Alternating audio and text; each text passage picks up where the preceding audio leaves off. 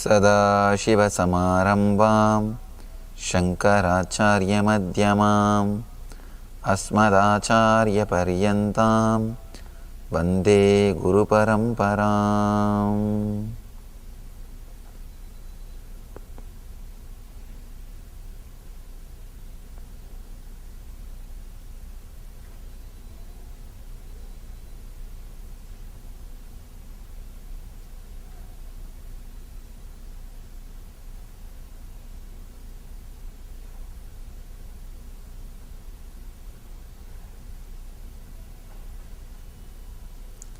I welcome you all with my love and respects.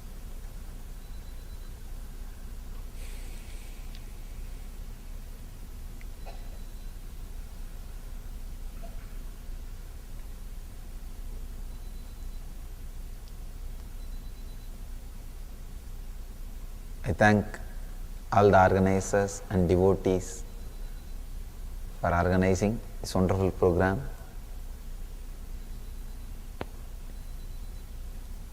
Today, I am starting new series of discourses on Patanjali Yoga Sutra.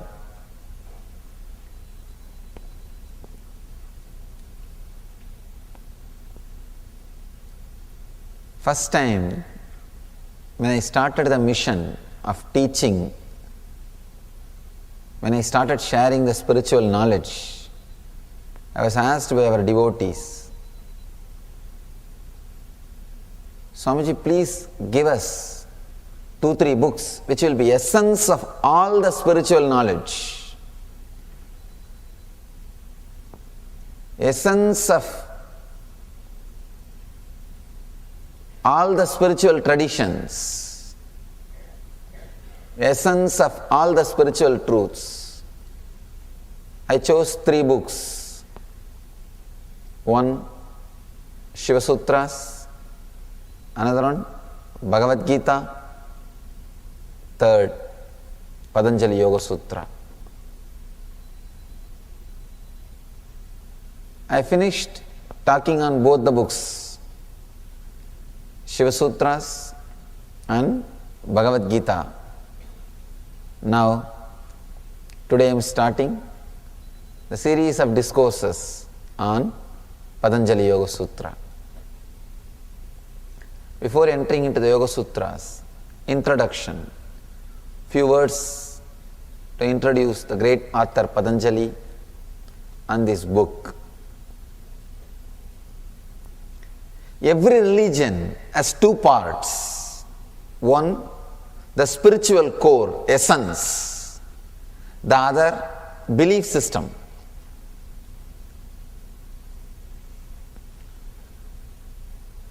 The day-to-day practices.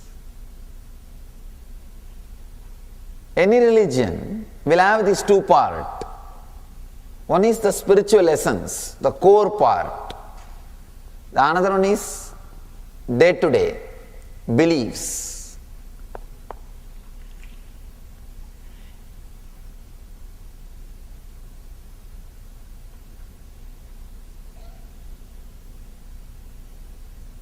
All the traditions, all the spiritual groups, all the religions will have these 2. In the belief system, they may differ, whether you need to eat with right hand or left hand, or you need to stand and pray or sit and pray, or how many hours you need to sleep, how many wives you can marry. These day-to-day practices, beliefs. In the beliefs, they may differ. Each religion will have their own opinion. If you ask Buddha, how many times I can marry? He will say, never think of that. Even if you are married, escape.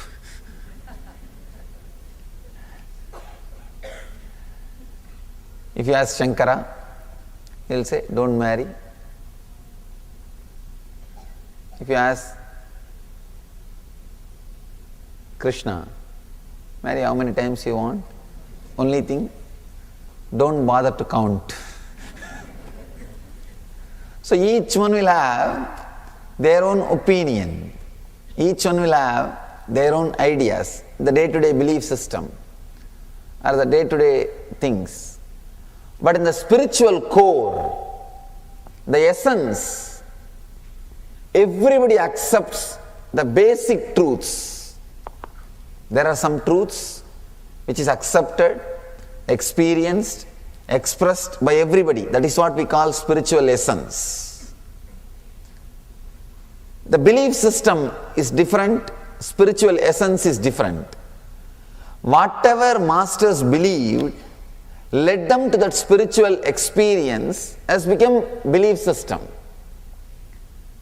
Please understand.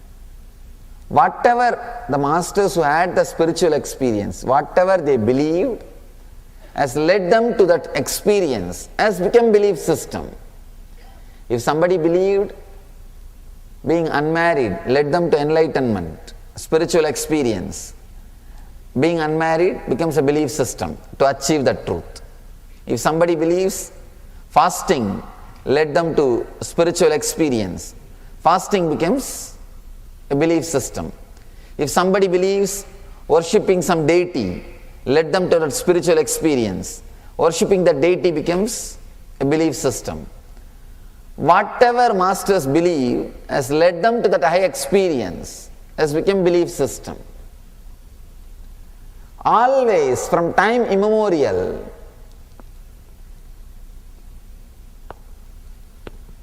whatever masters have believed has led them to the higher experience has become religion, has become belief system.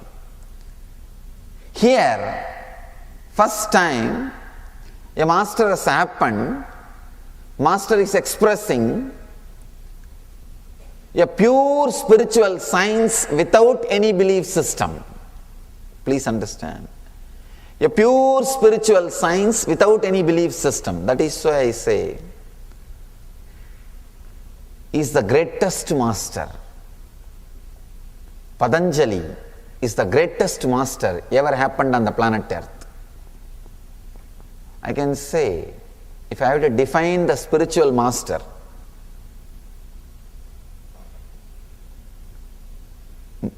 spiritual master is a person whose teachings are remembered every day and practiced by people. If this is the definition of the spiritual master, Patanjali is the greatest master in the planet Earth.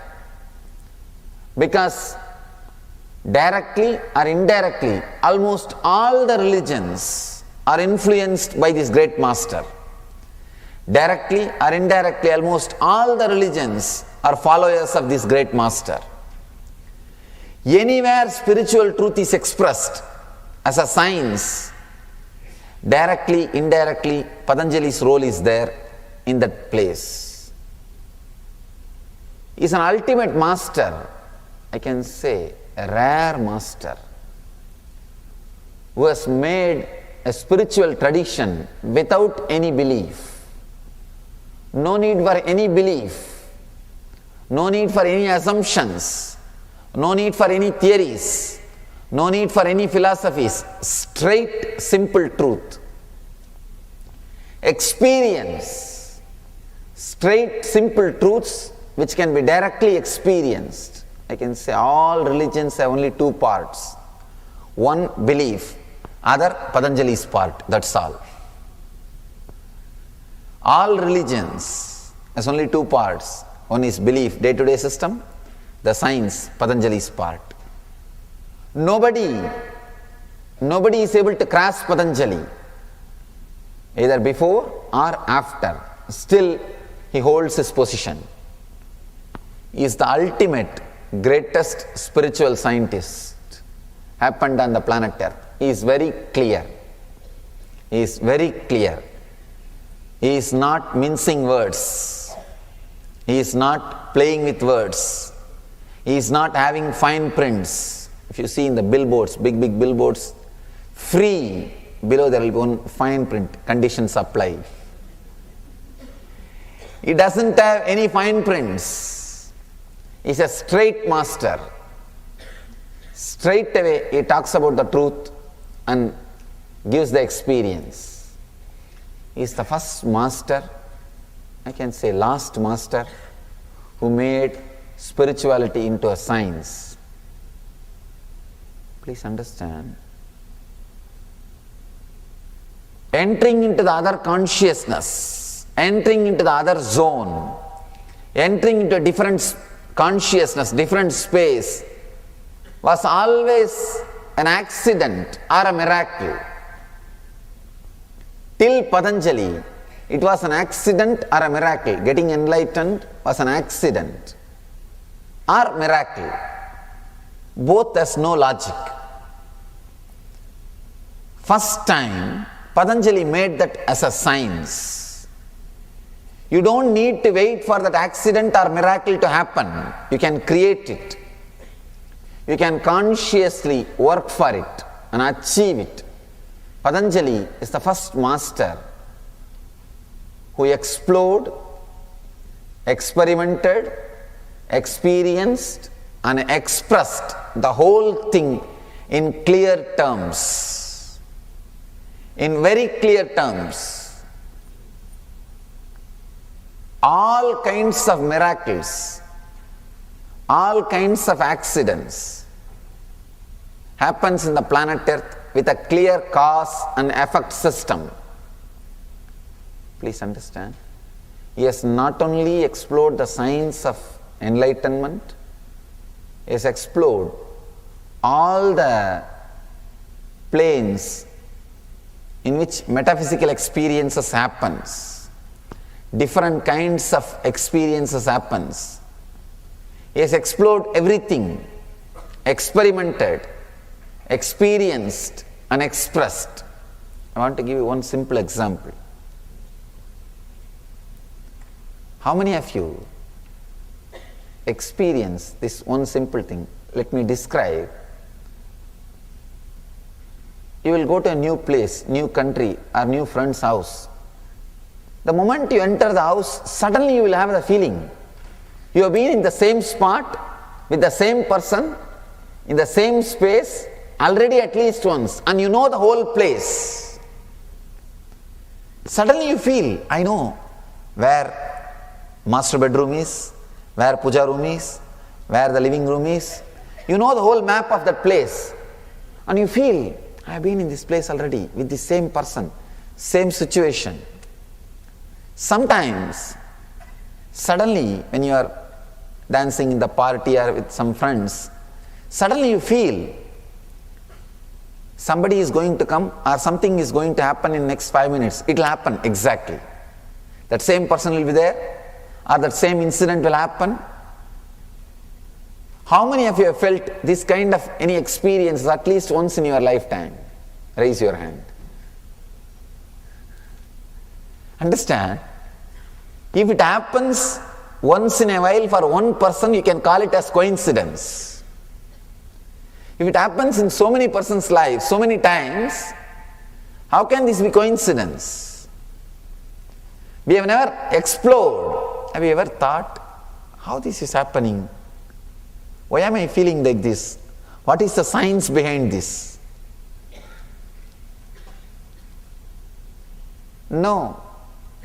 We never thought about it. Even if you have thought, we don't have an answer. Patanjali has an answer. For every question related to this metaphysical plane, and the things happen in your psychological space, in your inner space, Patanjali has an answer. Great scientists not only explored the science of enlightenment, explored all different human experiences, all different spiritual experiences, all kinds of miraculous experiences, and all accidents. He has explored everything. Please understand, not only miracles, even about accidents. He has studied, he has mastered and expressed. Miracle and accident are almost one and the same. Both, you don't know the reason. If the result is favorable to you, you call that as miracle. If the result is you don't feel happy with the result. You call that as accident. But both has no reason in your ordinary logic. It has reason in your deeper layers. In the deeper space, it has logic. The incident which happens in your conscious plane, but the reason is unknown to your conscious plane, is what we call as miracle or accident. Patanjali has explored the whole science and he has clearly expressed how to consciously create miracles and how to consciously avoid accidents.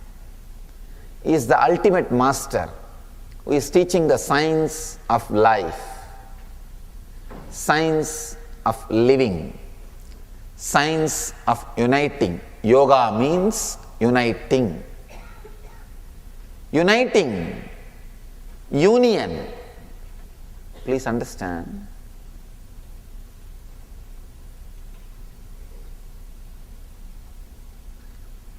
Uniting the individual soul with the cosmos, uniting the individual identity with the whole nature. Patanjali knows the whole science. He has experimented the whole science. He has experienced the whole science. He beautifully describes and presents the whole thing as a science in this one book. Sutra means with a minimum word, the ultimate truth should be expressed.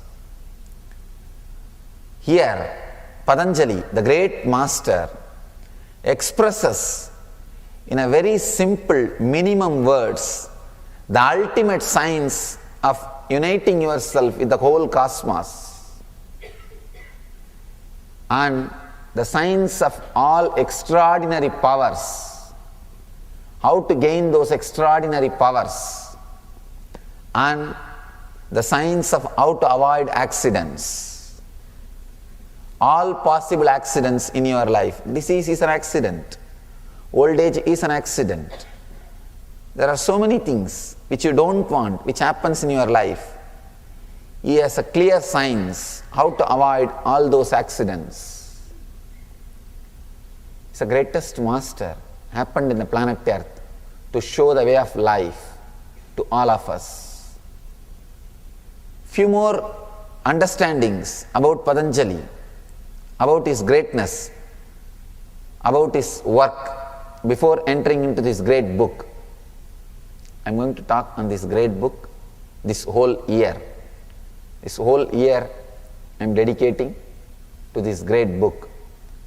So I need at least 1 hour to introduce him to you all. To introduce him to you all. Only with a proper introduction, people are going to put their energy and attention to listen to this great master's teachings. He is not talking in metaphysical terms. He doesn't talk in poetic language. See, poetry is beautiful when you want to express your emotion, but the poetry is not going to be a manual for your life. It cannot be a manual for your life. It cannot be the system through which you are going to live. That is why all poets will be always impractical. They live in poverty because they are very impractical. Very rarely the practicality and emotion meets each other. There are 3 kinds of personalities. One who can intellectually connect but will take a lot of time to emotionally feel connected.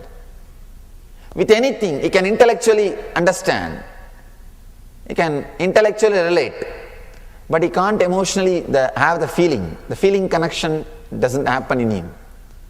Other kinds of second variety, they can connect emotionally immediately. They will straight away have that feeling connection. One sight, love at the sight. They can have that strong feeling connection. but very difficult to intellectually analyze and understand. Intellectually they will be a little dull.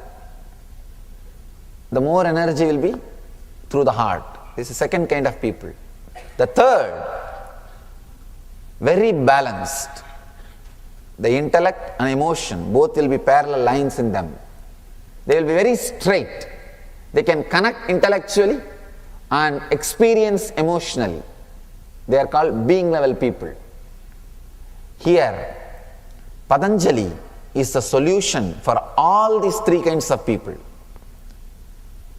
He can very clearly connect with intellectual people. He can very clearly give experience to the emotional people, and he can straight away raise the people who are in the being level. He is the complete solution. Patanjali is the complete solution for the whole humanity. He knows the language of logic. He knows the language of experience. He knows the language of being, consciousness. He can play all the three games beautifully, and he has played in this book. Patanjali is a great scientist. Scientist is a person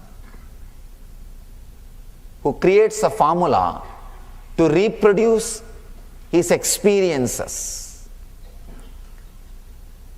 The outer world scientist creates a formula to reproduce the understandings which happened in him in the outer world.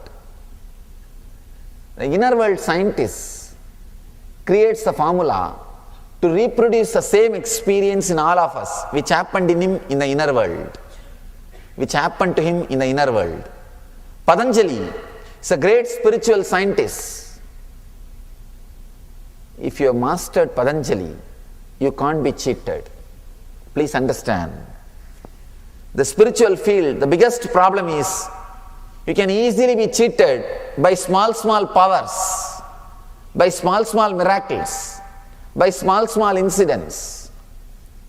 If you read Patanjali, if you have mastered Patanjali, if you have studied Patanjali, nobody can cheat you. Nobody can cheat you. You will never be diverted from your spiritual journey, because he talks about all possible diversions. He is literally a spiritual navigator. He is literally a spiritual navigator. He talks about all the possible dangers, all the possible diversions, all the possible miraculous powers. An example about the miracle. Suddenly, due to some natural calamity, everybody dies. Only 2-3 persons are left, and one radio is left. Some one person got that radio and he knows how to handle it. If he starts operating that radio and the radio starts operating, other few people who are there will be surprised. They think he has some miraculous powers. He has a small box which talks, which sings, which does different things.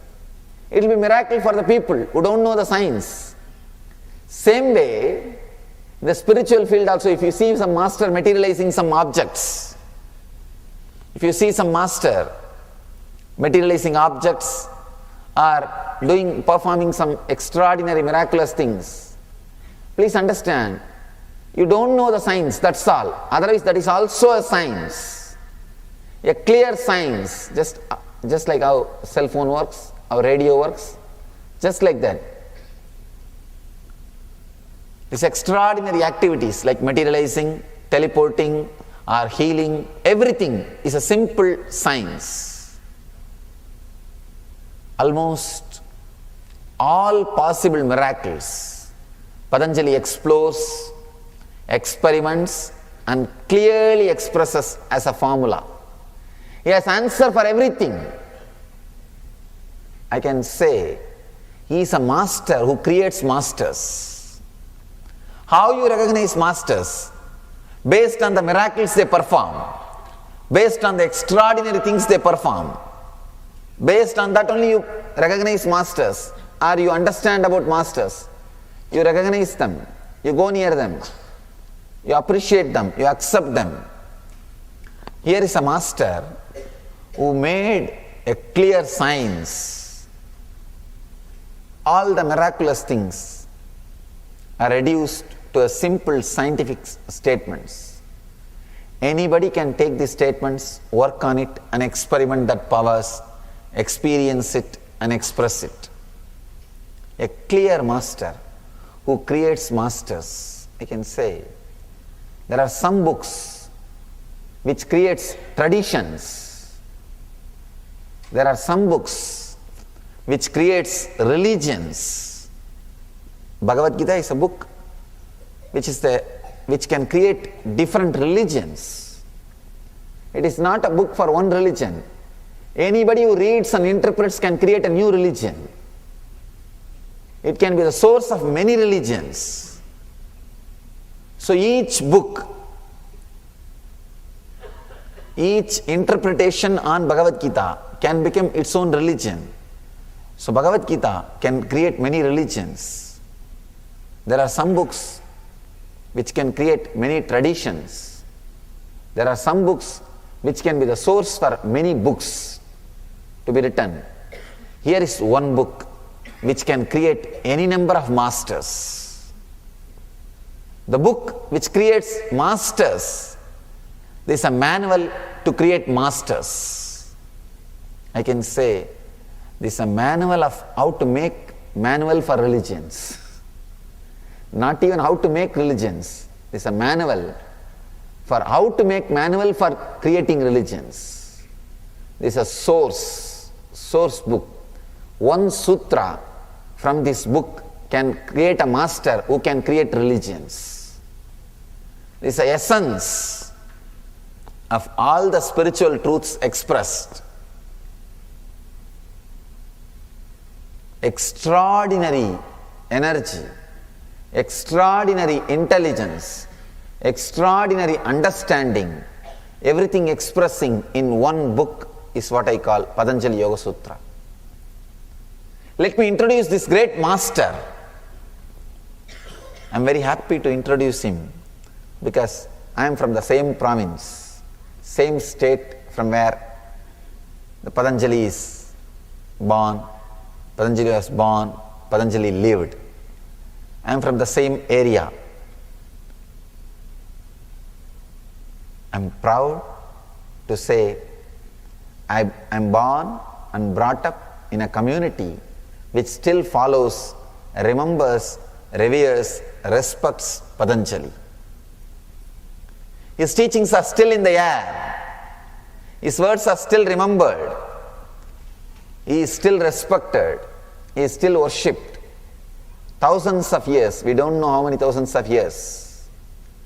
We don't know how many thousands of years. Thousands of years before he was born, he lived as an extraordinary spiritual scientist, explored, did lot of research, analyzed, arranged all the great truths based on his own conscious experience and offered it to the world. People ask me sometimes, how do you know this book is written by Patanjali only? Please understand, anybody who can express such a sharp, such an amazing spiritual truths, he is already in Patanjali consciousness. He is already a great master. We don't bother about the name and form and date of birth and all those things. That is the greatness of these great masters. They don't leave their biography. They don't leave even simple hints about their biography. They are dissolved in their work. They say, if these great truths are remembered, that's enough. There is no need to remember the person who happened in the form as 6 feet. They have dissolved themselves into the great truths. They are completely, they disappear into the great truths. That's the greatness of these great masters. He was born in a place called Chidambaram in Tamil Nadu, southern part of India, and lived there, had his enlightenment experience of Shiva consciousness in Chidambaram, and attained Mahasamadhi, means left the body in Rameshwaram. He lived the southern part of India. Still, we have enough of records, enough of stories, enough of things to respect his memory, enjoying his memory, and devoted to his memory. I'll narrate the beautiful story, how he expressed these Yoga Sutras, how he expressed this great book. It's a very powerful story. Please understand. Understand this story. It's a very inspiring story. After his enlightenment, Patanjali created a group of disciples to whom he was teaching all the great truths. How to have a spiritual experience, how to train your body, how to train your mind, how to play with the nature, how to go beyond the nature. This is the one book. See, there are some books which can teach you just to have spiritual experience, enlightenment. There are some books which can teach you to have extraordinary powers, playing with the nature. But this is the one book which teaches you how to have spiritual experience, enlightenment, and playing with the nature. Enlightenment experience means realizing whatever you are seeing is a dream and resting in super consciousness is enlightenment experience. Having extraordinary powers means conquering the nature, not realizing this is a dream, but trying to overpower, trying to conquer whatever you see in front of you. These are two opposite things. Two opposite things. If you try to conquer this, what you are seeing, enlightenment will be delayed. If you are working on enlightenment, you may not directly achieve the powers to conquer the outer world. But here is a great master who teaches you this whole thing is a dream, at the same time who gives you the key to alter the dream as you want. He not only teaches you how to wake up from the dream, he gives you the key even to alter the dreams. That is where his Vibhudipata comes to place. Vibhudipata means teaching you the science of miracles. He teaches you how to materialize things. He teaches you how to walk on water. He teaches you how to convert things into energy and convert energy into matter. It's a manual to alter anything which you see in front of you and to realize whatever you see is a dream. He teaches you to make all your dreams into reality and to realize whatever you experience as reality is one more dream. Always the spiritual books will take only one subject. Either they will teach you whatever you are seeing in front of you as a reality is a dream. They are spiritual literature. They will teach you how to become enlightened, how to come out of this dream. Or they will teach you how to make your dreams into reality. There are literatures which will teach you how to express energy to make your dream into reality. There are some literatures which will teach you how to create intelligence, which will teach you to realize this reality itself is one more dream. Some books will give you Shakti, energy. Some books will give you Buddhi, intelligence. Here is a master who can give you both at the same time. He is giving you the enlightenment science and he is giving you the keys to change even the dreams, to change even your life situations, to change the matter with which you are living, to master the matter, is the ultimate master. After he became enlightened, he wants to deliver all he knows to the world. He is filled, pregnant with that energy. He just wants to deliver. He just wants to share. He wants to overflow. He wants to offer. But the energy is extraordinary, too much. The energy is extraordinary, too much.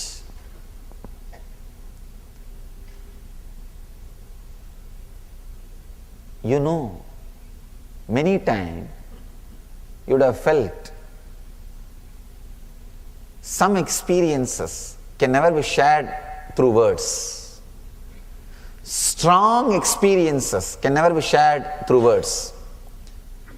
Even ordinary human beings, we feel strong experiences cannot be shared through words. Then what about the great master like Patanjali? Strong experiences can never be shared by words. Impossible. So Patanjali also feels that extraordinary experience he is not able to share in the form of words. So he contemplates how to share, but it has to be shared. It should be said. It should be expressed. It has to be shared to the world. How to share? He decides he will start talking through his 1,000 heads. Patanjali is said to be the incarnation of Adisesha, the great snake which has 1,000 heads, which has 1,000 hoods. Please understand, it's not mythological, it has a meaning. The story has a meaning. You may think, how can somebody have 1,000 heads? Why? When you can have so many forms, so many faces, you show one face to your father, one face to your mother, one face to your son, one face to your wife. When you can have so many faces, why not Patanjali have 1,000 faces? He can. There's a beautiful story describing Patanjali's incarnation. When Shiva was dancing in KAILASA, and suddenly his ankle broke. I don't know what is the connection between this anklet and energy. It never stays in the leg. It broke. And because of that, Shiva has to stop the dance for a moment. Patanjali was witnessing the dance. He felt the dance should not be stopped. It was going in such a beautiful rhythm.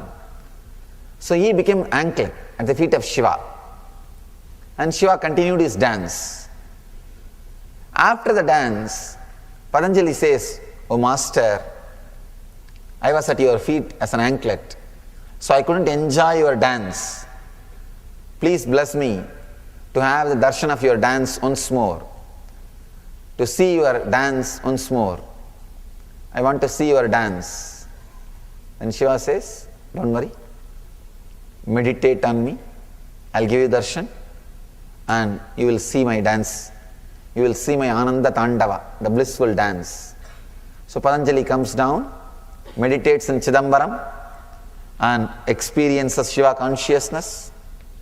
Means he comes down as an incarnation, and after his Shiva consciousness experience, he expresses that science. So he takes his 1,000 heads, his 1,000 hoods. Through that, he starts talking. He trains 1,000 disciples. He tells all of them, "Please understand, I'll express whatever I want to express once for all. Once for all, I'll express all the great truths. Whatever can be said, I'll say it. I'll express it. All possible great truths." whatever can be said in all 11 dimensions. I want you to understand. Patanjali says there are 11 dimensions, not just length, breadth, depth and time and space. No. We know only 4 dimensions. Length, breadth, depth, time and space. Patanjali talks of 11 dimensions. One example. He says, length and breadth of this table can be left here and depth can be teleported, can be moved. Then you will see the form of this table, but if you put your hand, there will be nothing. There will be nothing to be sensed. You won't be able to touch the table. Same way, depth of the table can be left here, length and breadth of the table can be moved. Then he says, you will not see the table, but if you put your hand, you will see something touching. Something will be touching your hand. You will have the feeling. He says the length, breadth, depth can be separated. Time and space can be separated. Please understand, I am not telling any stories. I am not telling any stories. When I say, Patanjali says, I mean it is truth. If I have not experienced what Patanjali says, I won't attest for his words. I say, Patanjali is true. Means, I know what I am talking. I know what I am speaking. I am responsible for what I am talking. I am not telling you any mythological stories. I am not talking to you some unknown mysteries. I am talking to you a straight, simple truth about life and consciousness. He says this can be separated. Even I was shocked when I read. But when I started experimenting, I understood the truths behind his words. He says 11 dimensions. In all 11 dimensions, whatever can be expressed, he says, let me express it. Let me express it. He starts expressing all the great truths. He assumes 1,000 heads and says, each disciple will note down what one head says. He says, all of you don't get confused listening to all 1,000 heads. He connects one disciple to one head. That disciple will note down only what that head says. Because the enlightenment cannot be expressed just with this one body. It's like trying to transfer the lightning energy to the houses. Trying to supply the lightning energy to the houses is impossible. So it takes 1,000 heads so that he can step down and properly transmit the whole energy. He takes 1,000 heads, starts talking about all the great truths through each head. One head is talking about Vastu Sastra, one head is talking about astrology, one is talking about deities, one is talking about yoga, one is talking about meditation, one is talking about the different spiritual sciences. Each head is talking about one on spiritual science, one on spiritual truths. Suddenly, the whole group feels the intense energy they are not able to bear. They are not able to bear the energy. Then Patanjali says, all right, let me put a thick screen. He puts a big thick screen. And he says, now I will express all the truths. You only record, but never remove the screen. Because in this intense energy, if you remove the screen, you all may get burnt.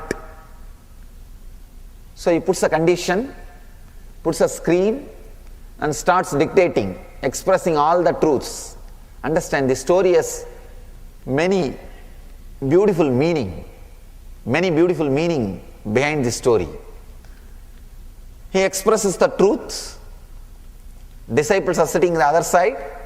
Each disciple is connected to one head. He is noting down, recording whatever that head is saying, whatever is expressed through that head.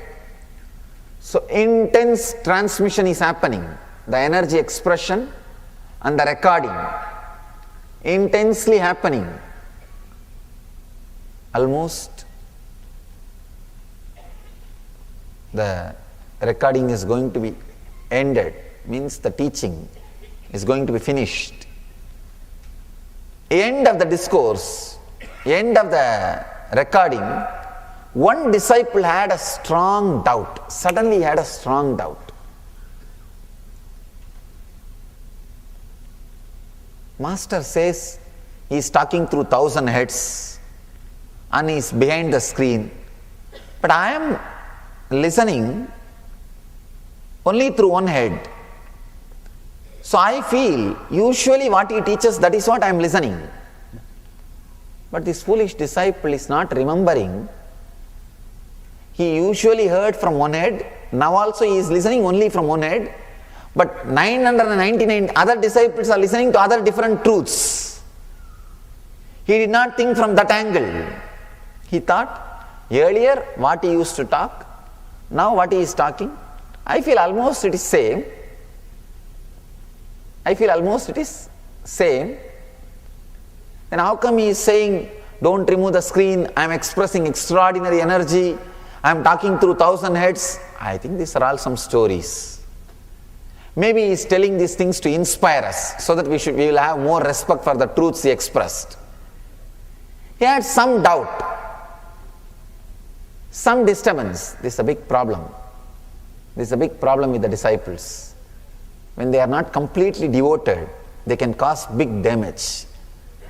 They can cause big damage, not to the master, but to the truths which are delivered. Understand the scene. Patanjali, when he took his 1,000 head and started teaching, the disciples are unable to bear the energy expression. So he puts the big screen and says, each disciple record from one head.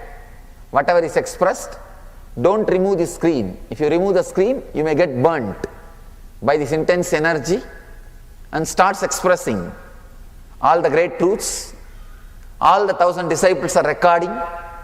Almost it is about to over, the session is about to end. One disciple gets the doubt. Maybe master is sleeping the other side. He is not expressing through 1,000 heads as he claims, because I am listening as usual. When he talks through one head, what I listen, the same thing only I am hearing now, even now. He is not understanding. Master has made him listen only one head. The other 999 heads are heard and recorded by other 999 disciples. So he wants to verify. He wants to check. Very dangerous. Sometimes very dangerous. Finally, he removes the screen. Once he pulls the screen, the intense energy being radiated, all the 1,000 disciples, they became enlightened and got burnt. Whole thing, all the disciples and whatever was recorded, whole thing got burnt. Patanjali suddenly realizes what happened. The whole thing got burnt. And he comes down. He relaxes. He comes back to his normal energy, normal position, and feels deeply, oh God, what happened? The story says for more than 1,000 years they were recording. 1,000 heads were talking, 1,000 years it was getting recorded. The whole effort, now waste, gone. He feels so sad. He says, oh God. It's like practically you put your whole life and do a research and development. End of the research and development, your laboratory got burnt. All the data you collected got burnt. Disappeared. Suddenly, his face became lit. He became very bright. Because he saw one disciple just entering the area. He became very cool now. He is not radiating that intense energy. He is very normal. He saw one disciple walking. He was jumping in ecstasy. The extraordinary joy. He went and hugged the disciple. Asked, how did you survive? What happened? The disciple said, I went to attend my nature calls. I went to attend my nature calls. The story says, whatever that one disciple recorded, that one part is what we now read as Patanjali Yoga Sutra. That one head, whatever was expressed from that one head, whatever that one disciple recorded is Patanjali Yoga Sutra. Patanjali was so happy, at least one part, 0.1% was preserved. But there was one thing, one unfortunate thing, when Patanjali was talking about initiation, means initiating a person into that enlightenment science, the main key part, that disciple was missing. The disciple was not there, who was recording. So Patanjali says that main initiation cannot be given through books or through sutra. It has to be given only from master to disciple, master to disciple, master to disciple. So he says, I have given the whole thing except initiation. Let that be given only by master to disciple, master to disciple, master to disciple. That is why even now the importance of master, the importance of direct initiation is insisted in all the yoga tradition. In all yoga traditions, again and again, people are requested to have the direct initiation from the master, because the initiation can never be transmitted through book or any other material. I have tried many times. When I initiate, the initiation, that click, that connection happens with the disciples. The same disciples,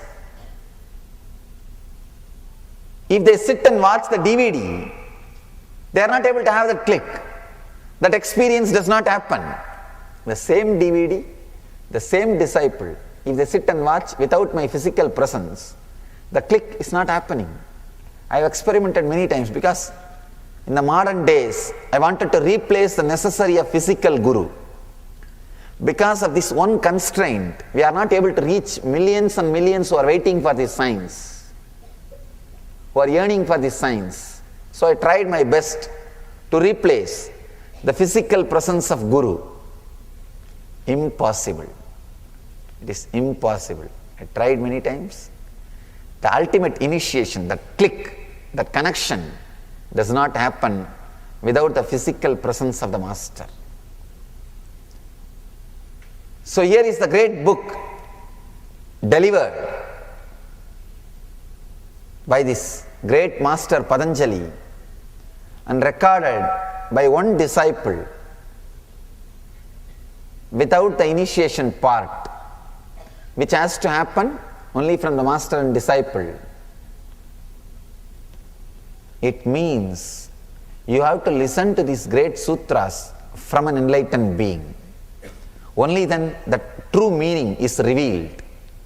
That click, the feeling connection happens.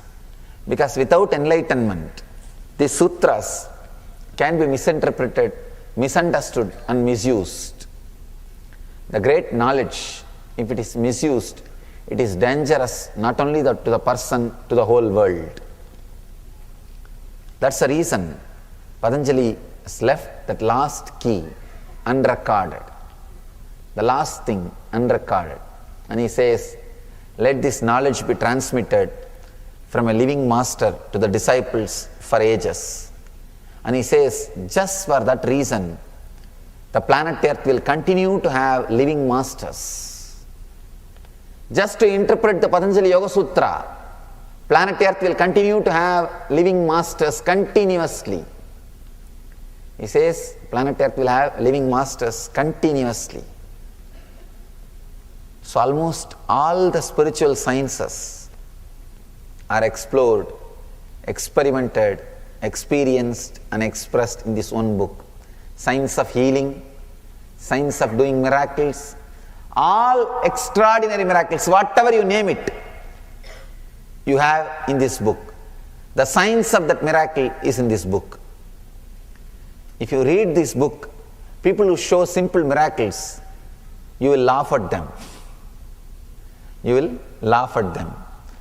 Once you read this book, you become an insider of spirituality.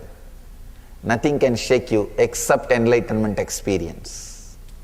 You will not stop at anything except enlightenment experience.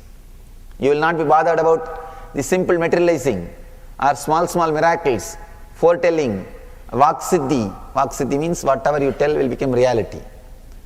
You will not be disturbed, you will not be diverted by these small miracles. You may enjoy them, but you know there is something more, there is something beyond, there is something to go beyond. Because Sutra, let's pray, let us feel connected to that great master Patanjali. Please close your eyes. Sit with a deep, prayerful mood. Remember the great master Patanjali.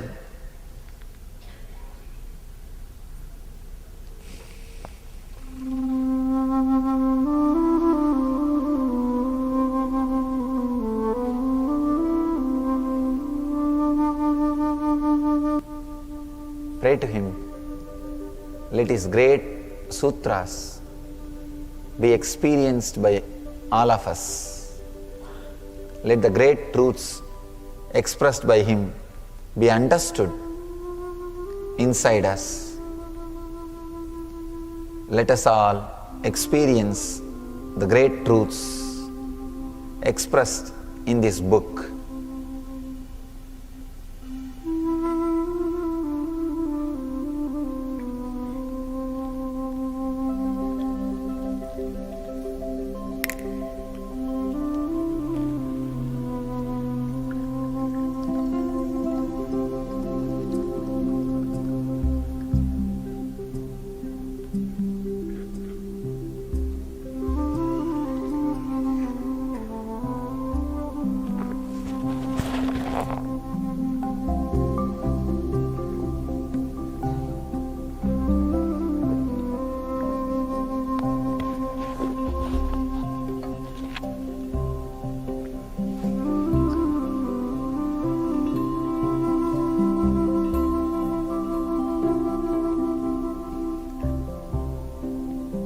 Pray to this great master Patanjali with a deep respect, love and reverence.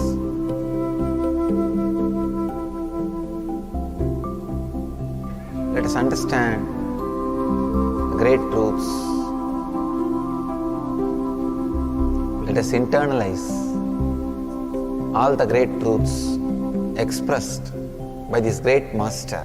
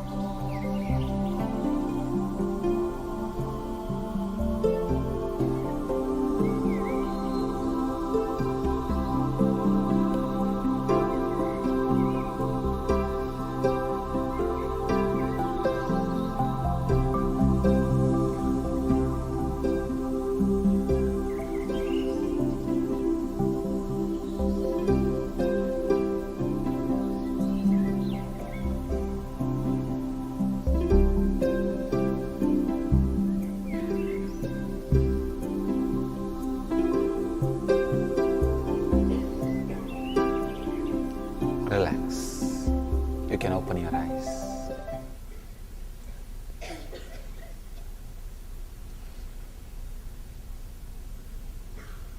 Let's enter into the Sutras by remembering the great master Patanjali.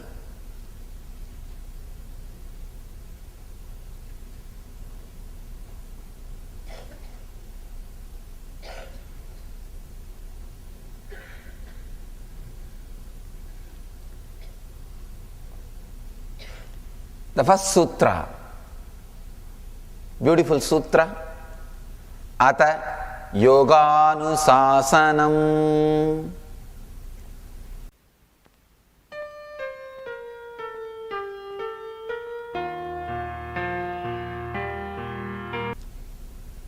Exact translation of the sutra is, here begins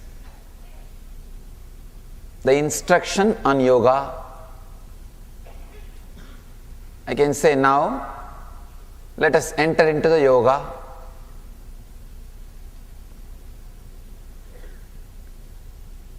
Patanjali is a great master. He doesn't use unnecessary words. You can't edit him. He uses very minimum restricted words. What does he mean by saying, now let's enter into the yoga?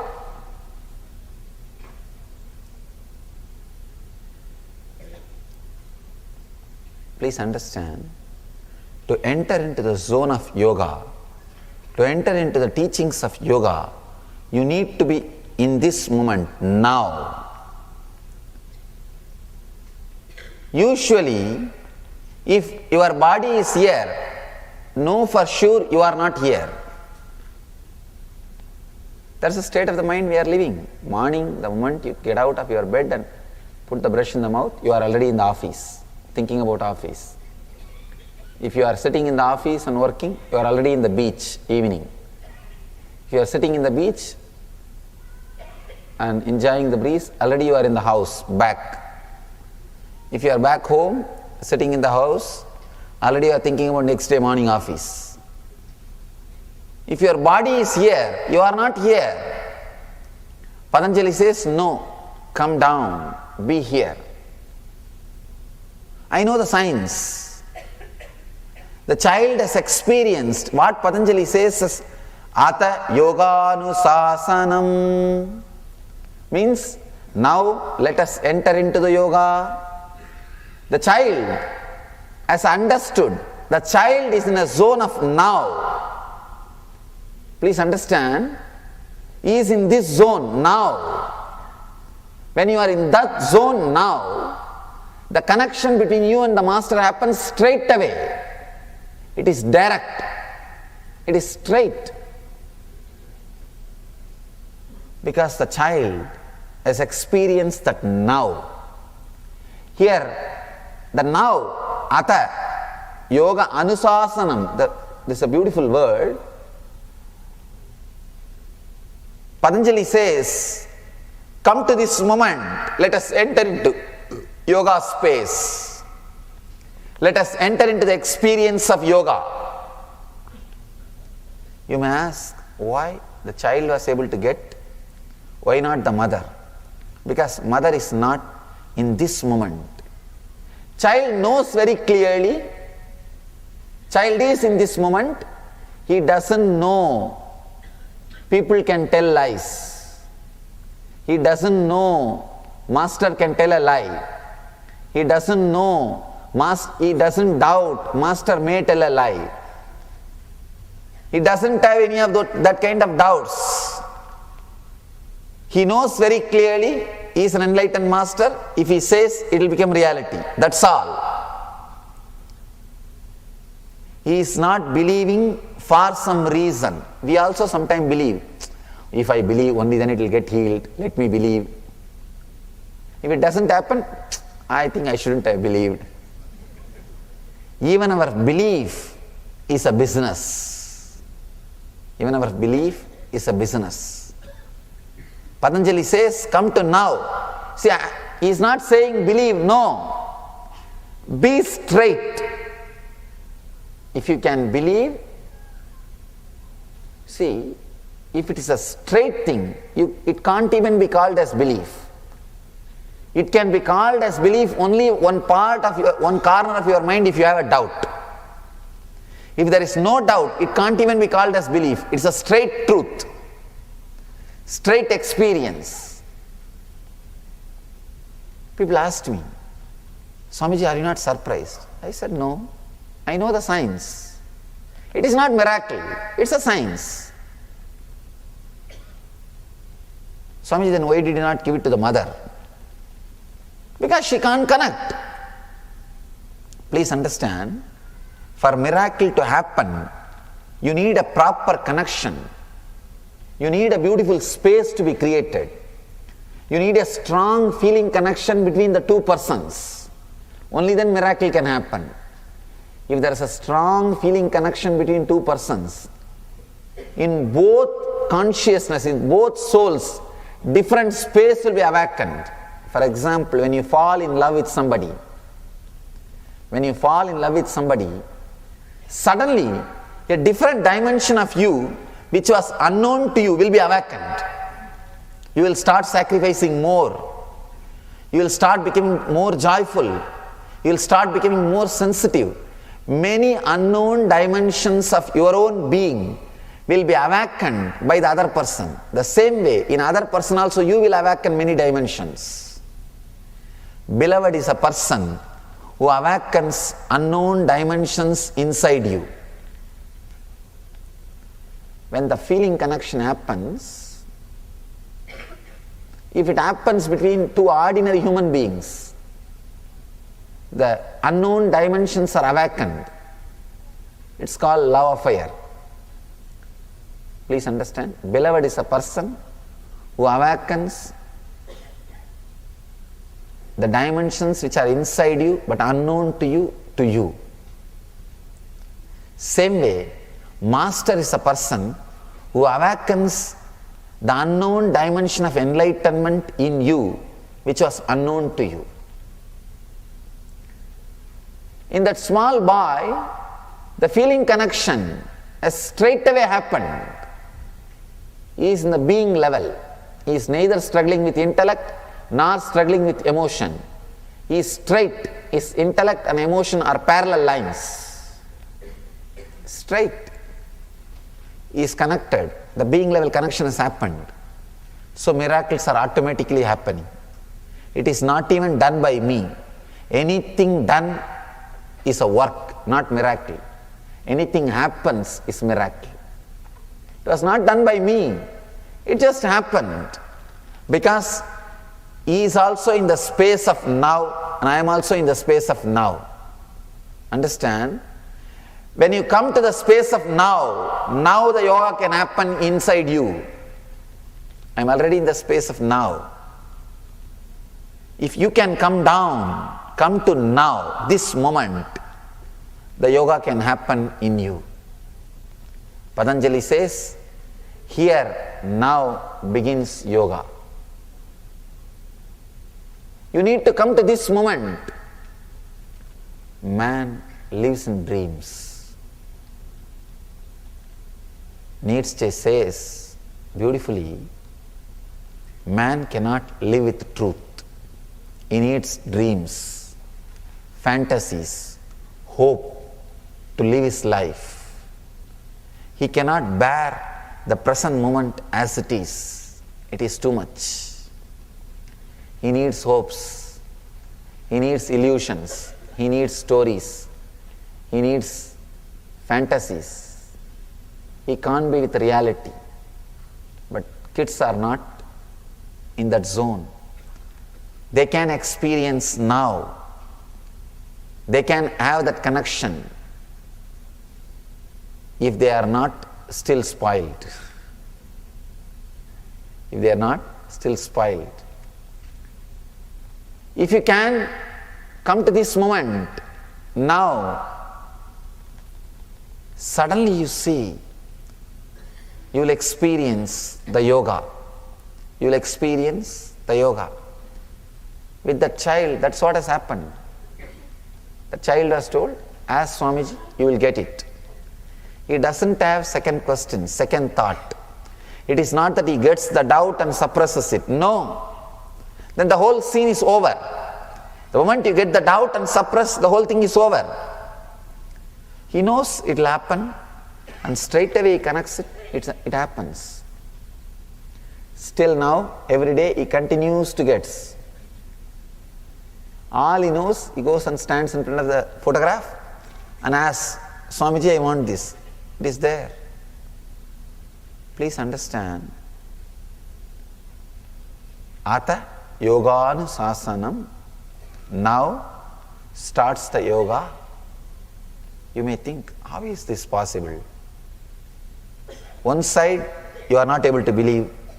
The other side, I am authentically saying what to do. I know what is happening in your mind. Many people are thinking, some story, it's okay, leave it. Some people are thinking, no, he can't tell a lie. I know him. I can't accept, but it can't be lie. How can this be? There are some people sitting, forget about it, this all happens sometime. Why should we bother too much about it? It's okay, leave it. Some people are thinking, even if he gets what is there, after all chocolate, it's okay. Please understand, I am using that story to make you understand this truth. How that guy is able to get it? Because he is straight in the now. Now Patanjali also says, come down from your illusions, come down from your hopes, come down from your fantasies, come down from your dreams, straight come to this moment. Yoga will start happening in you. Yoga is not just moving your body. Yoga is not just concentrating your mind. Yoga is the ultimate happening. Please understand. First, you need to understand what is not yoga, especially in the West. In the West, yoga is reduced just to some physical and mental exercises. Yoga has therapeutic efforts, but that does not mean yoga is just a therapy. Please understand, do not reduce yoga just as a therapy. Yoga has therapeutic effects. I am not saying no, but don't reduce yoga just as a therapy. It has more to it. It has depth. It is more sacred. It is not just physical movements. It is not just mental concentration. It has a spiritual depth, uniting conscious experience. We are living, continuously we are living in illusions, dreams, hopes. We can't live without it. That is why, even when we don't have anything to do, we are constantly chewing our dreams. We are constantly chewing our illusions. We are constantly chewing our fantasies. That is what I call Maya. Maya means Yama iti Maya, which is not there, but continuously we feel as if it is there and live with it. That is what is Maya. See your life. Hopes, fantasies, illusions, dreams. It is not there, but constantly you are creating and living with them. Which is not there, but which you are constantly creating and living is what we call Maya. Patanjali says, Ata yoganusasanam. Now begins yoga, means he is telling all of us, come down. Relax from your hopes. He is not saying be hopeless. Please understand. He is not saying be depressed. No, depression is negative hope. Positive hope is desire. Negative hope is fear. He is not saying be depressed. He is not saying be disturbed. No. All he is saying, come down to this moment. Come to this moment. come down from illusions, come down from fantasies, come down from fears, come to this moment. Yoga starts. Understand? I don't want to add more words. If I add more words, you may forget Patanjali's words. So I just want to repeat. I don't want to comment. I want to repeat. I am not commenting, I am repeating. Please understand, this one sutra, take this one message. The essence is this one message. Whenever you are in this moment, yoga is happening in you. You don't have to bend your body, stand upside down, topsy-turvy, no. Whenever you are in this moment, yoga is happening in you. If you want to be a yogi, be in this moment. Ata yoganusasanam. Remember this one sutra. Remember this one truth. You don't need second truth actually. You don't need to go to next sutra. Some of you may be feeling, oh, today Swami just only introduced this book. There are so many hundreds of sutras. I am listening only one. What will happen to me? I am not able to listen to all the other sutras. Tomorrow he will leave. Don't bother. This one is enough. This one is enough to make you a yogi. If you want to understand the whole Patanjali, the essence of Patanjali, he puts in the first sutra. Ata yoganusasanam. Here now starts yoga. Come to this moment, yoga starts, you are a yogi. Whenever you are in this moment, you are a yogi. You are a yogi. Let you be in this moment, you will become a yogi. You are a yogi. Even you will become a yogi, will become one more fantasy.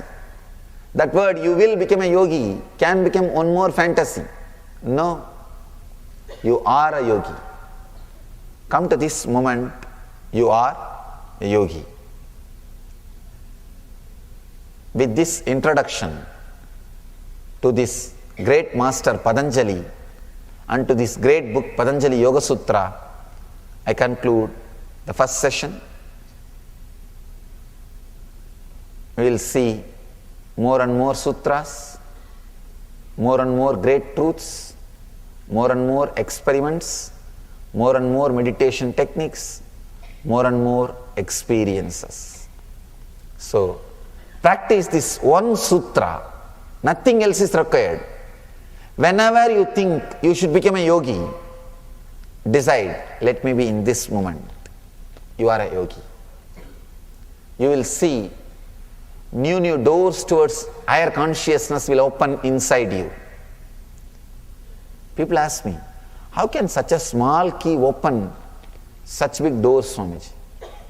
Only when you apply, you will understand. Only this small size key, this size small key opens 6 feet door.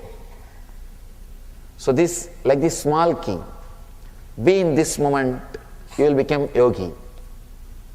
It's a very small key, but it opens higher consciousness, the greatest doors, highest doors of your life, doors towards the consciousness. So let you all experience the higher consciousness, the Jivan Mukta state. Let you all achieve and radiate the eternal bliss, Nithyananda. Thank you.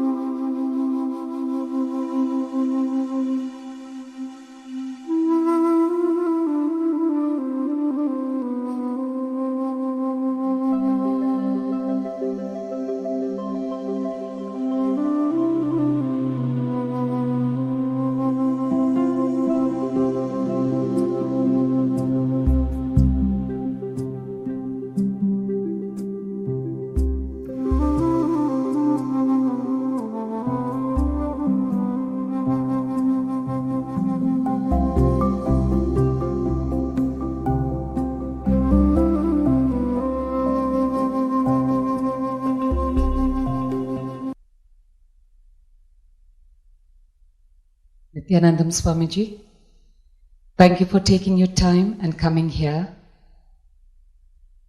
The people of Vancouver are waiting to hear and experience Patanjali, the very updated version of Patanjali. We request you to please release this beautiful book, Living Enlightenment, which is the philosophy, the experience, the teaching, and the ultimate solution to all of us on how to live a conflict-free life or become Jivan Muktas, living enlightenment. Thank you.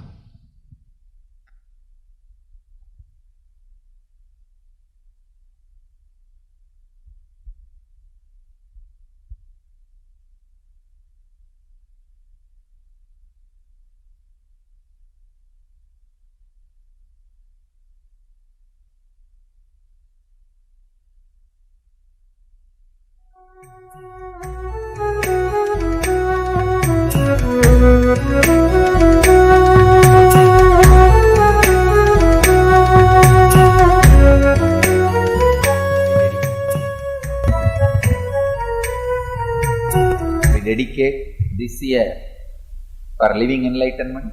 All of you might have heard my message. This year my message is live enlightenment. Dedicate this year for living enlightenment. Whatever I have said, saying, yet to say, want to say, may not say, essence of everything I have put in this one book. It's a book personally I sat and wrote. Usually all my discourses gets transcribed, comes out as book, but this I spent a little more time and energy. Personally sat and wrote in my mother tongue, Tamil. This book sold 250,000. Means 250,000 copy before release, the pre-release.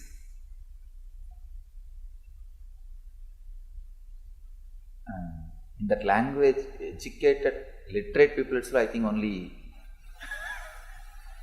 maybe some 5 million. No, total population is 6 crore. Educated must be something like 40%. I was surprised to see.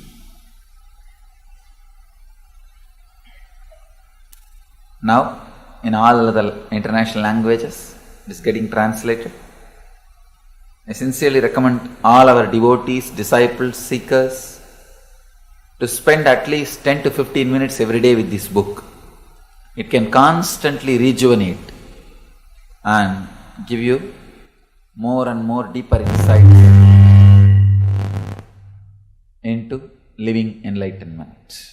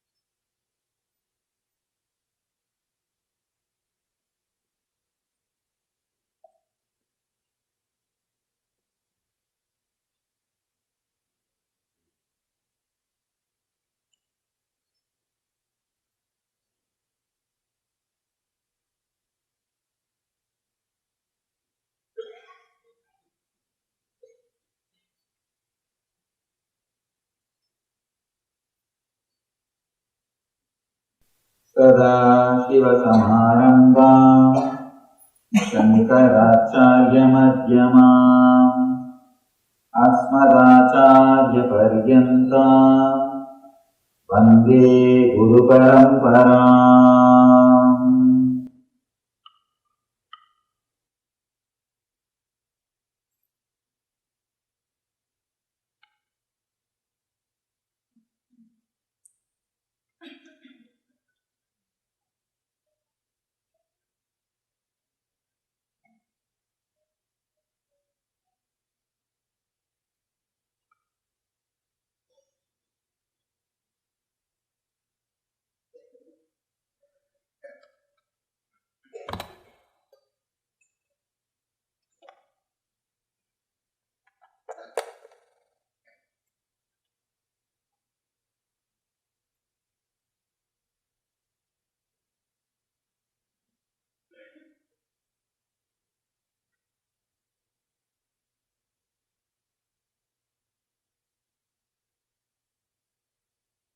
Welcome you all with my love and respect.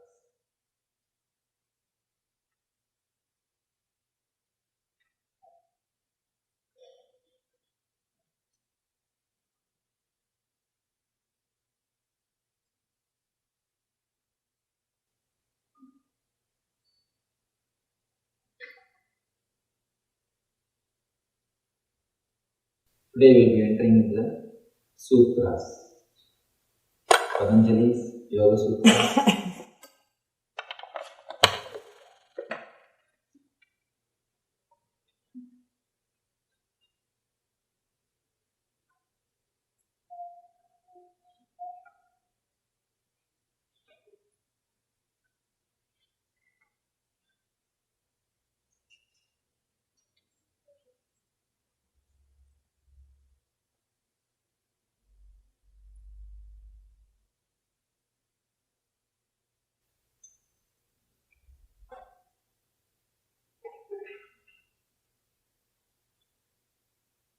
Talking on Yoga Sutras is not only an intense experience for all of you, even for me it is an intense experience, because this is the one book I have heard and studied directly from a master.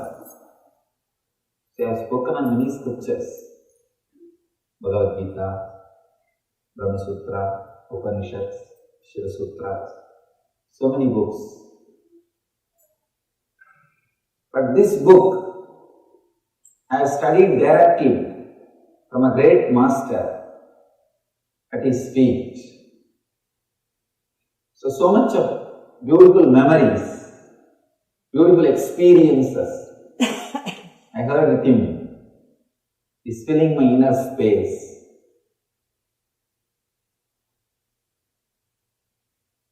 One incident before entering the sutra, one incident which happened, the master who taught me this Yoga Sutras.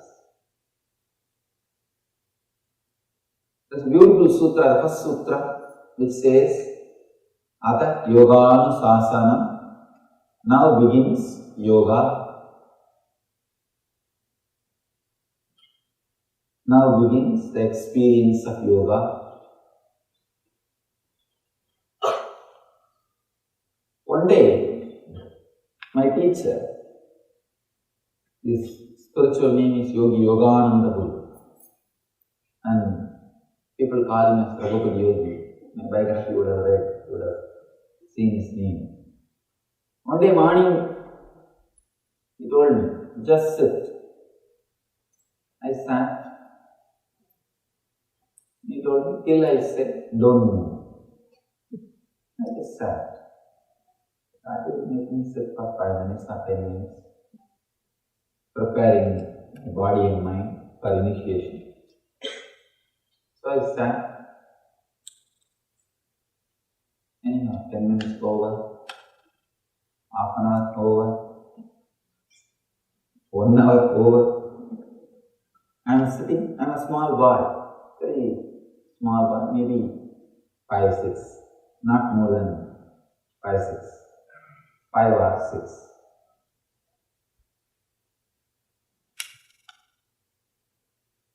After some time, he just walked out. He went somewhere. I am sitting there. I am just sitting. Maybe by evening, after 10 hours, he came back and he started the first sutra. This is the first sutra he started. Ada yoganusasanam. Now, the instruction in yoga starts. Now, the experience of yoga starts. I asked him, what do you mean by this? He says, qualifications. You need certain qualifications to enter into yoga. I asked him, what are the qualifications? He said, don't worry, I already tested you. I already tested you. From morning till now, I asked you to sit and you just sat. That's the qualification. You don't have to bother about qualification. He started. This word, Ata Yogam Sasanam, now begins the instruction on yoga. Now,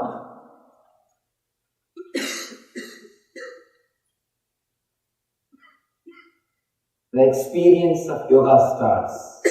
I have few translations. Vivekananda says beautifully, now yoga is explained.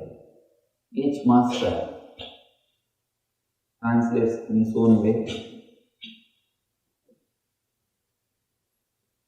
The exact translation is, now the experience of yoga. Let us understand this word. Because Patanjali wants to make it very clear. Patanjali is the master of this Yoga Sutra. He wants to make it very clear what he is going to teach, to whom he is going to teach, to whom this book is going to work, for whom this science is expressed. With this one word now, he means a lot, many things.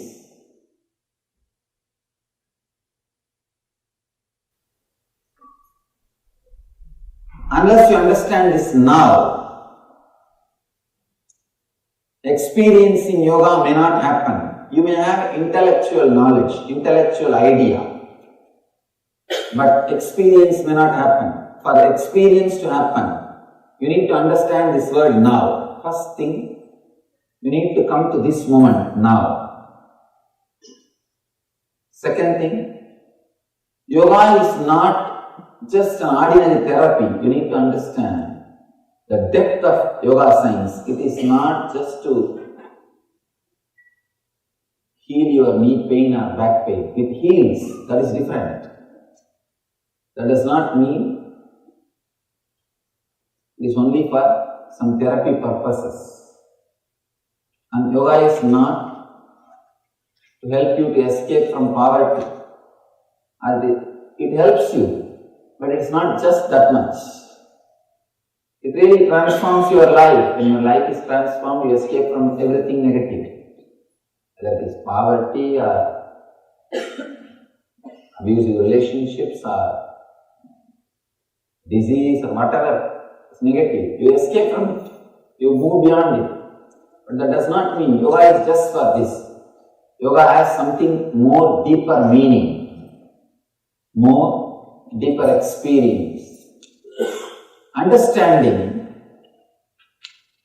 that yoga has a depth, is a basic requirement to enter into this experience. There are many different ways the book starts. In India there is one more book called Brahma Sutra, the aphorisms of philosophy, the superconscious philosophy. That book starts with the word Atato Brahma Jinyasat, means now let us inquire into Brahman. Now let us inquire into existence. But here, Patanjali is not saying now let us inquire into. No, he says Ata Yoganusasanam. Now let us experience yoga. So he takes you for granted. The moment you open this book, he says, I take you for granted, you are a sincere seeker. Let us start the work. I am not interested in wasting your time or wasting my time. He is very straight.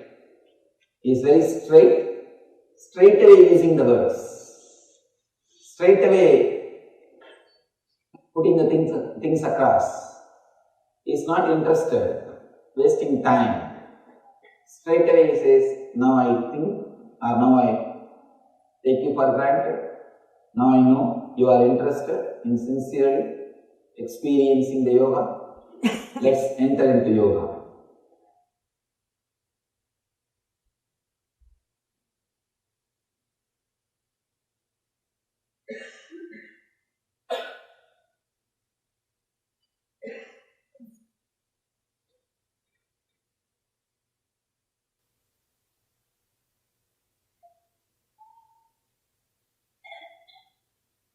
It's a wonderful moment.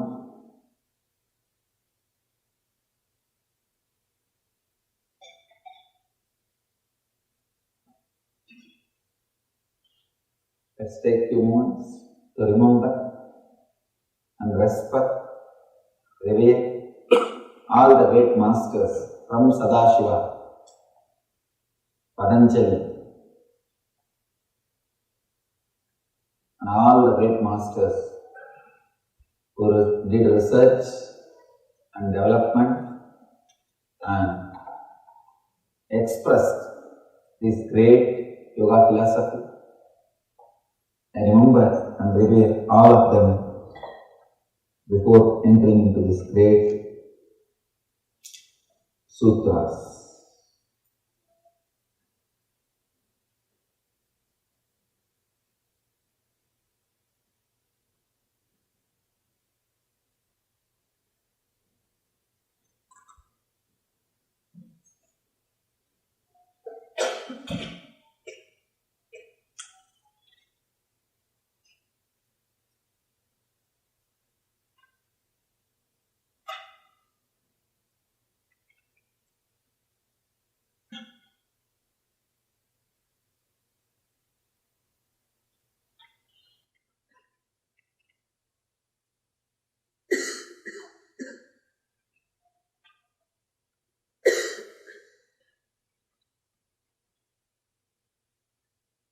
Many times people ask me, why should we have so much respect or devotion before entering into this kind of scriptures? You can enter many ways into this book. You can just enter into this book as a casual reader, or you can enter into this book as a intellectual curiosity. Many ways you can enter. But if you enter with a deep devotion and surrender, every sutra will become a click in you. It will suddenly click. I have seen in my life, with a deep devotion, the deep respect, if you approach these great aphorisms, these great sutras, suddenly every word clicks inside you. You know it is truth, and you will experience, you will live. The first sutra, let us enter into the first sutra. Yoga chitta vritti nirodha. The translation is, withdrawal from mental thought patterns is yoga.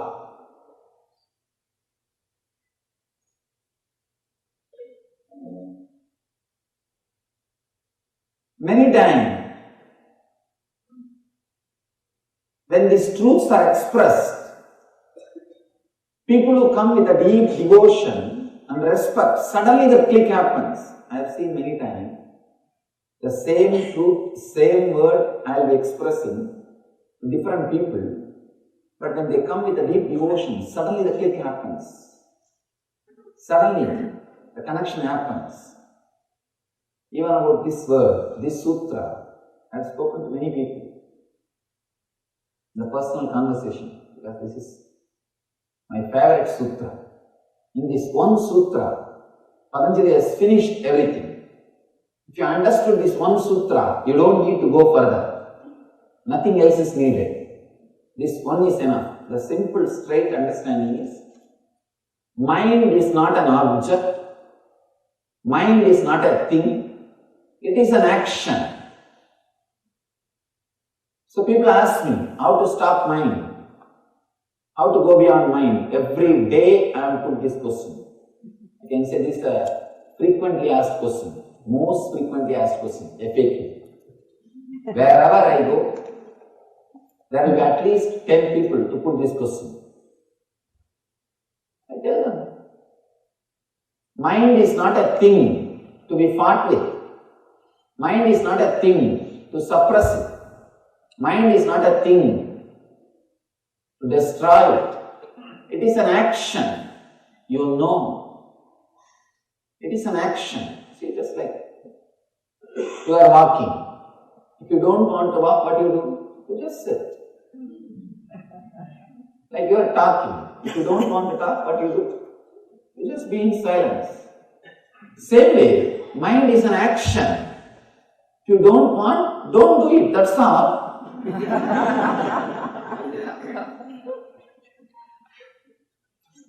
But our mind says, no, no, no, I have tried many things. I have tried many times. My experience is equal to your age. Now people come and tell me, the professional seekers. Now they come and tell me, no, no, no, I have seen, I have tried, you don't know. No, I sympathize with your trying. I sympathize with your practice. I am not disrespecting you.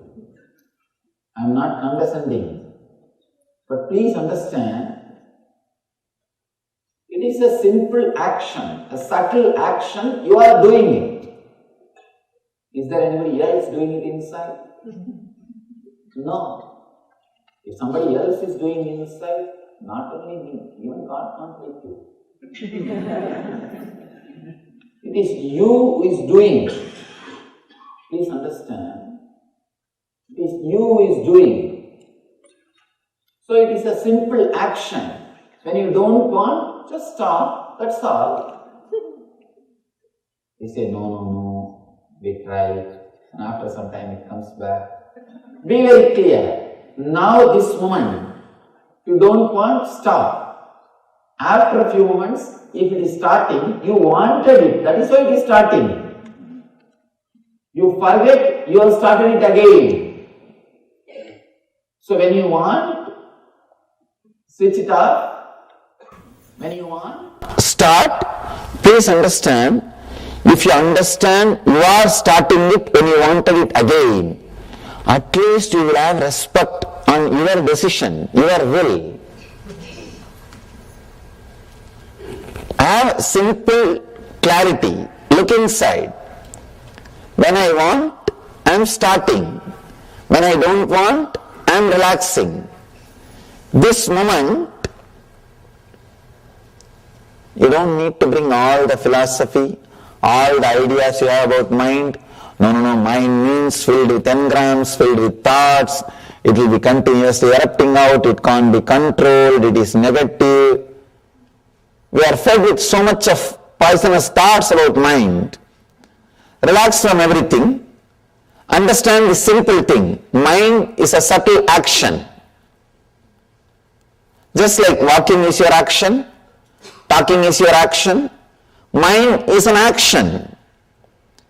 When you can stop walking, talking, why not thinking? It is your action. Decide this moment, it is my action. Let me stop, that's all.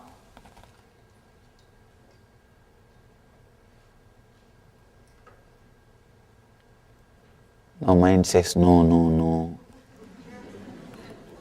It is not that simple. I have tried. I have tried many years. See, even now, I am stopping. It is not stopping.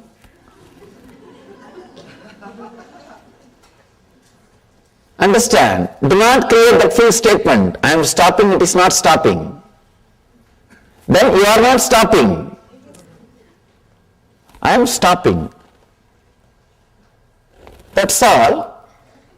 Then again, I want to tell something or I want to do something. That is why it is starting again. So look little in. With little devotion, if you approach the sutra, you will have the click. Yes, what he means is right. Just little shift in the approach, little shift in the attitude, little shift in the understanding. What he says is right. If it is getting started again, we are starting it. Maybe we forgot we are starting it. We are forgetting that we are starting it. Please understand. It is we who are stealing our own things from ourselves. Nobody else. Nobody else is stealing anything from us. It is simple we. Let us take the whole responsibility on us. Let us take the whole responsibility on us. If you want, you can think. If you want, you can stop. That is what is essence of this whole yoga. Essence of the whole yoga is only this one sutra. Yoga chitta vritti nirodha. Yoga is cessation of mind. Yoga is withdrawal from mental thought patterns.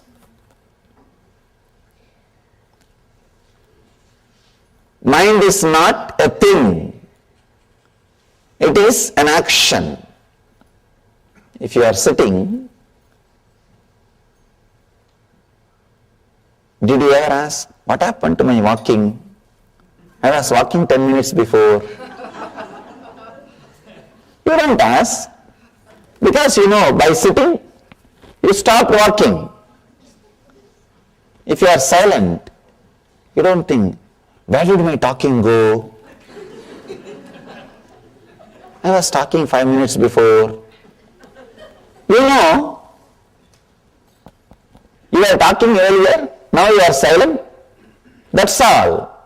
Same way, you can use your mind when needed. You can switch it off when not needed. And you can start again when needed. I want you to know an important truth. My master told me beautifully, usually we always understand mind is bigger than brain. That's what we think.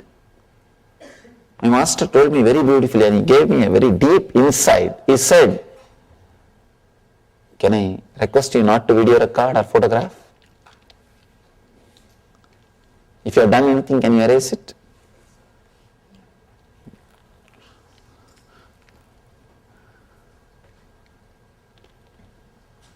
He told me beautifully,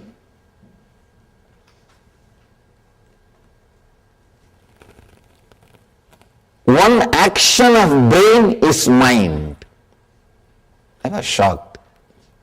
I was shocked when I heard. He says, one action of your brain is mind.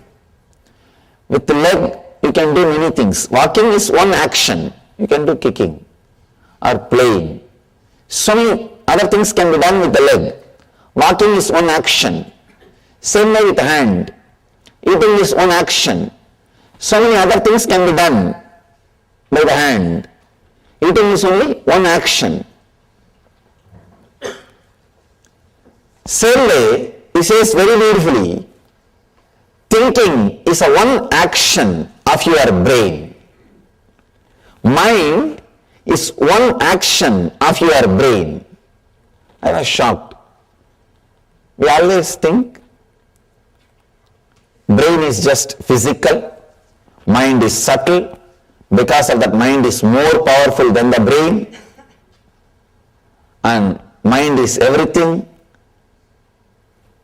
When I started experiencing, I understood true. Mind, what you think as mind, what you experience as mind, is only one action of your brain. See, if I realize moving is only one action of my hand, I can relax. If I want, I can move. If I want, I can relax. Same way, thinking is only one action of my brain. I can start when I want, I can relax when I don't want. Understand this one truth. Thinking is one action of your brain. If you want, you can relax from it. You can rest from it.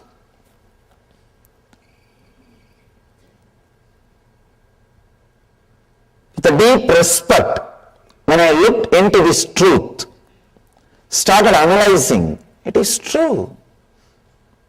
It is true.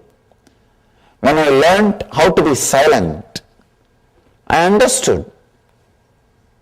Even when you are silent, your whole body is functioning. It means mind is only one part of your brain. Without the mind also, brain is able to operate your day-to-day life. Brain is able to live your life, I can say, in a much better way. In a much better way. Without having what you call as mind and living your life is what I call living enlightenment. That is the essence. Realizing mind is only one part of your action, mind is only one part of your brain, and living without that part or living independent of that part. When you want, you can switch it on and use. When you don't want, you can switch it off and relax. Living independent of that part is what I call living enlightenment. If your mind is part of your brain and you have a courage, clarity to switch it off when needed, switch it on when required, it is your slave. It is under your control. If it is otherwise, if it is an industry, then please understand, you are slave to it. These are some of the important truths, I can say essence. Patanjali is not telling stories. He is not giving you anecdotes. He is not giving you jokes. He is not wasting by telling examples. He is very straight. He is very straight, delivering the truth immediately. In the first sutra, he has delivered the whole book. Now whatever he is saying, it's only going to be different methods. In this one sutra, if you realize, if you understand this one sutra, if click happens with this one sutra, you don't need further. You don't need anything else. Just this one sutra is enough.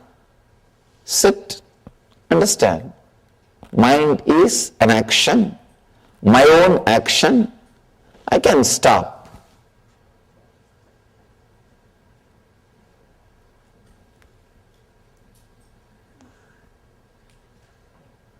All right, let me start. I think I'm done with the whole day. Let me relax. If you can have this awareness,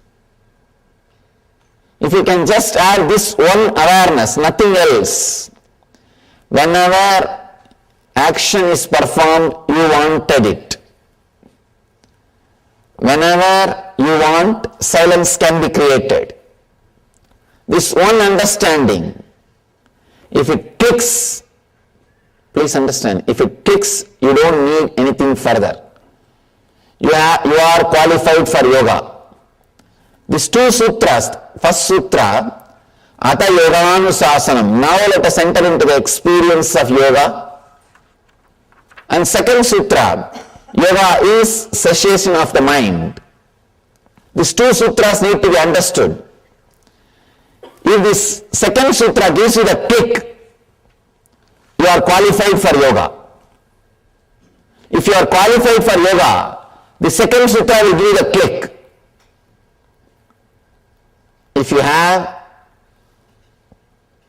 objections. No, I don't think it is so easy. I have tried this, I have tried that, and I have tried many methods. I know that it is not that easy. My mind is filled with negativity. May not be your mind, Swamiji. You are born and brought up in a very spiritual situation. You don't know about my mind. How much of conditioning and problems I had. I had a very abusive childhood. Still I don't understand that word. Sorry to say that. Wherever I go, people say I had abusive childhood. What do you mean by that word?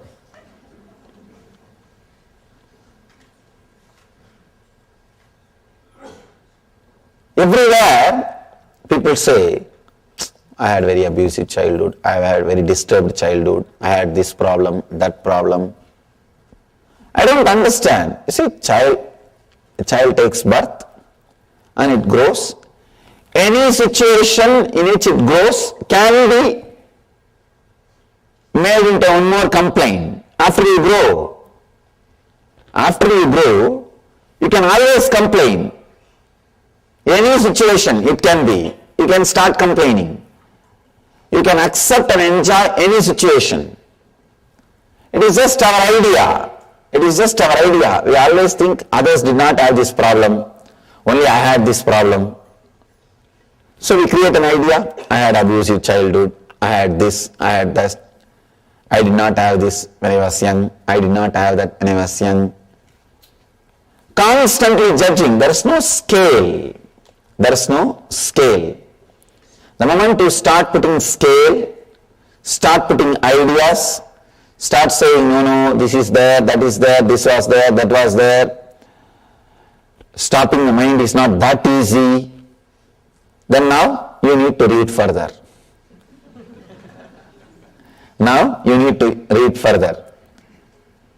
Very rare, devoted beings straight away get the kick the moment truth is uttered in its pure form. See, in the world, 33% of the people will have straight away the kick when the truth is uttered. Other 33 needs a technique or little convincing. Other 33 will never get it. Now, from my experience, I tell you, I'm traveling all over the world. The first 33, they need to be told, that's all. They are ready. With the deep devotion, with the deep restful awareness, they are ready. They just get it. And something clicks inside them. Yes, what he says is right. So for that 33%, your Yoga Sutra session is over. Relax. Your session is over. Now live. That's all. Remember this one click. Mind is not a thing. It is an action, subtle action. It is your very own subtle action. When you want, you can do it. When you don't want, you can stop it. Mind is one action of your brain. So when you want, you can do it using the brain. When you don't want, you can relax it. That's all. You don't need anything more. If you are second 33, need little convincing, need little logical support, need some techniques, then let's enter into the next sutra. If you are third, I don't know what to do. I don't know what to do. It's an amazing book. Very beautifully, Patanjali takes you to the deeper and deeper layers. He's a great master. I can say ultimate master.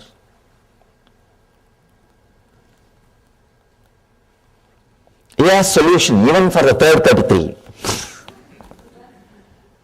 When you go deeper, he has solution. There's a beautiful story. One guy was traveling, sitting on his donkey, and the tail of a donkey, a goat was tied. 3 thieves saw him. One thief said, I'll steal the goat from him. The other guy said, I'll steal the very donkey on which he is sitting and traveling. The third guy said, I'll steal the very clothes he is wearing. First guy slowly started walking behind the donkey. The donkey, in the goat's neck, there was a bell ringing continuously. So that guy is sitting on the donkey. He knows if the bell is ringing, the goat is following. So he was walking, he was traveling.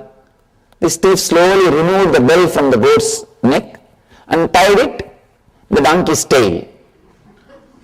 Donkey was continuously ringing the bell and the guy was walking. He took away the goat and ran away. Second thief was walking continuously with this guy. After some time, the guy was sitting on the donkey. He stopped and turned back. He saw the goat is missing.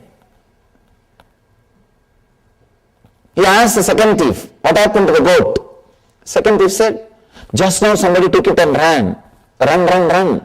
Go and catch. This guy said, all right, take care of my donkey. I'll go and bring my goat. He ran to get the goat. This fellow ran with the donkey. The third thief was following him. When this guy was completely tired and understood he lost his donkey also, he came near a well. This third thief was sitting near the well with a long face.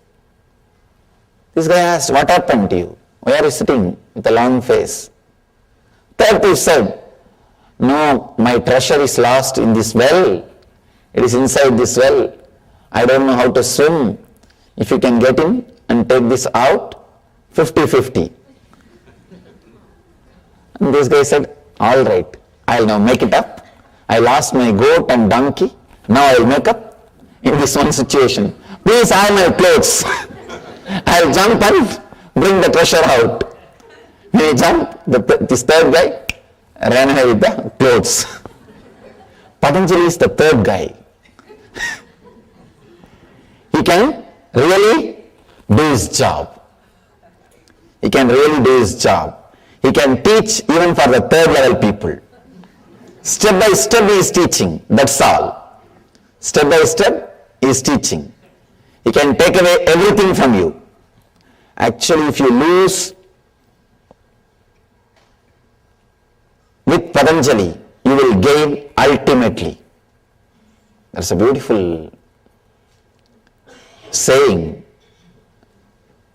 stotra from Ramana Maharshi, a great enlightened master from my hometown. He is singing towards Shiva. He says, I lost me in you and gained you in me. Who is the winner? You gained me, but I gained you. Who is the winner? So if you lose with Patanjali, you will lose you, but you will get Patanjali. Patanjali may have you, but you will have Patanjali. So get ready to lose yourself into Patanjali.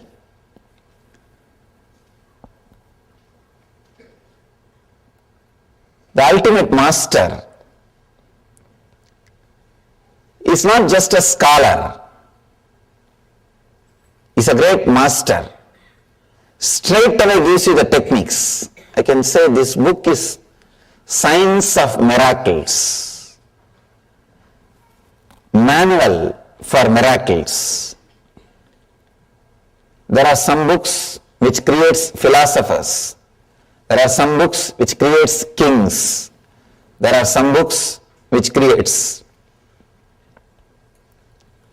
business people. This is the book which can create masters who will create religions. This is a book which can create masters who will create religions.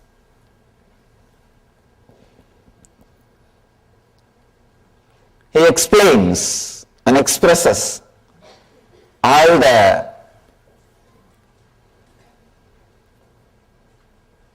inner signs or secrets of the miracles and spiritual experiences. This sutra, withdrawal from mental thought patterns, is yoga. Yogaha chitta vritti nirodhaha, needs to be understood from another dimension. Let me try to explain this, the another dimension. Actually, when the chitta vrittis, when the mental patterns are stopped, suddenly you enter into a different zone. It's like if all the threads which are tying the balloon, if it is cut, suddenly balloon flies to a different space. Same way, for all the thoughts which are pulling you down, if it is cut, your consciousness soars to a different height. It reaches a different zone. It stays in a different zone.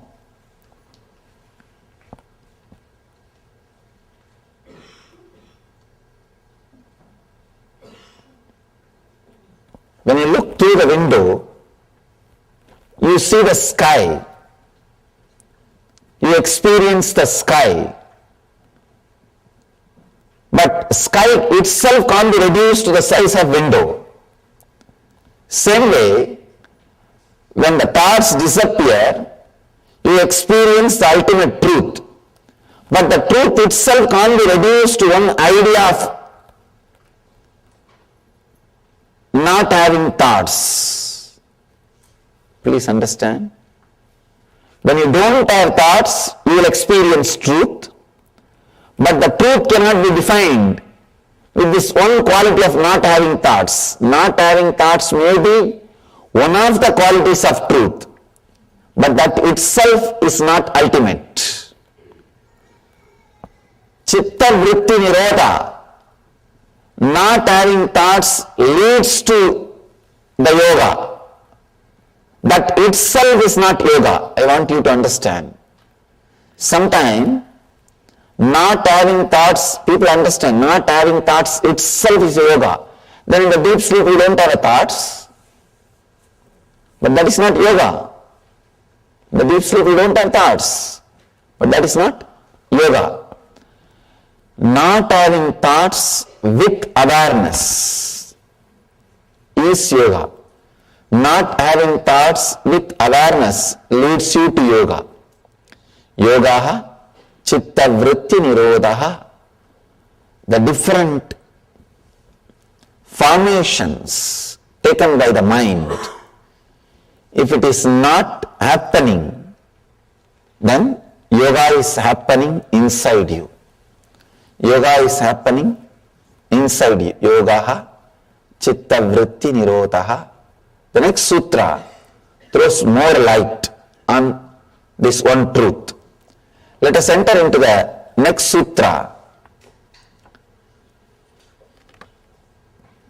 Tada drashtuhu swarupeva sthanam.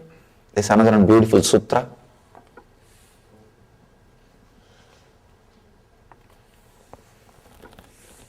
Let me give you the translation. The earlier sutra says, withdrawal from mental thought patterns is yoga.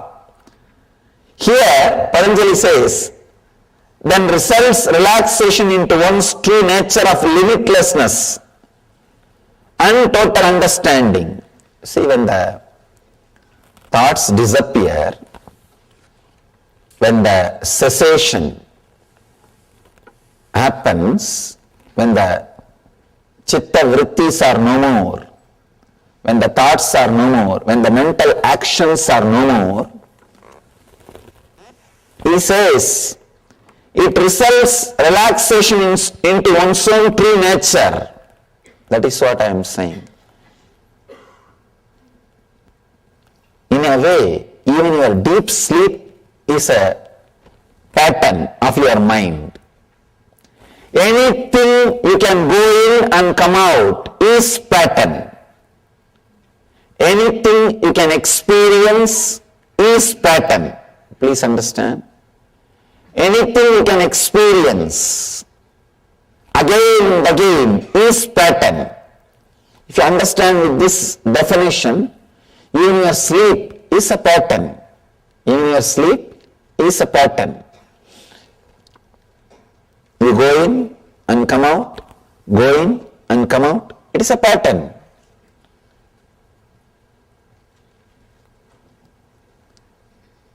When you really relax, Patanjali says here, then results relaxation into one's true nature. Swarupe Vastanam.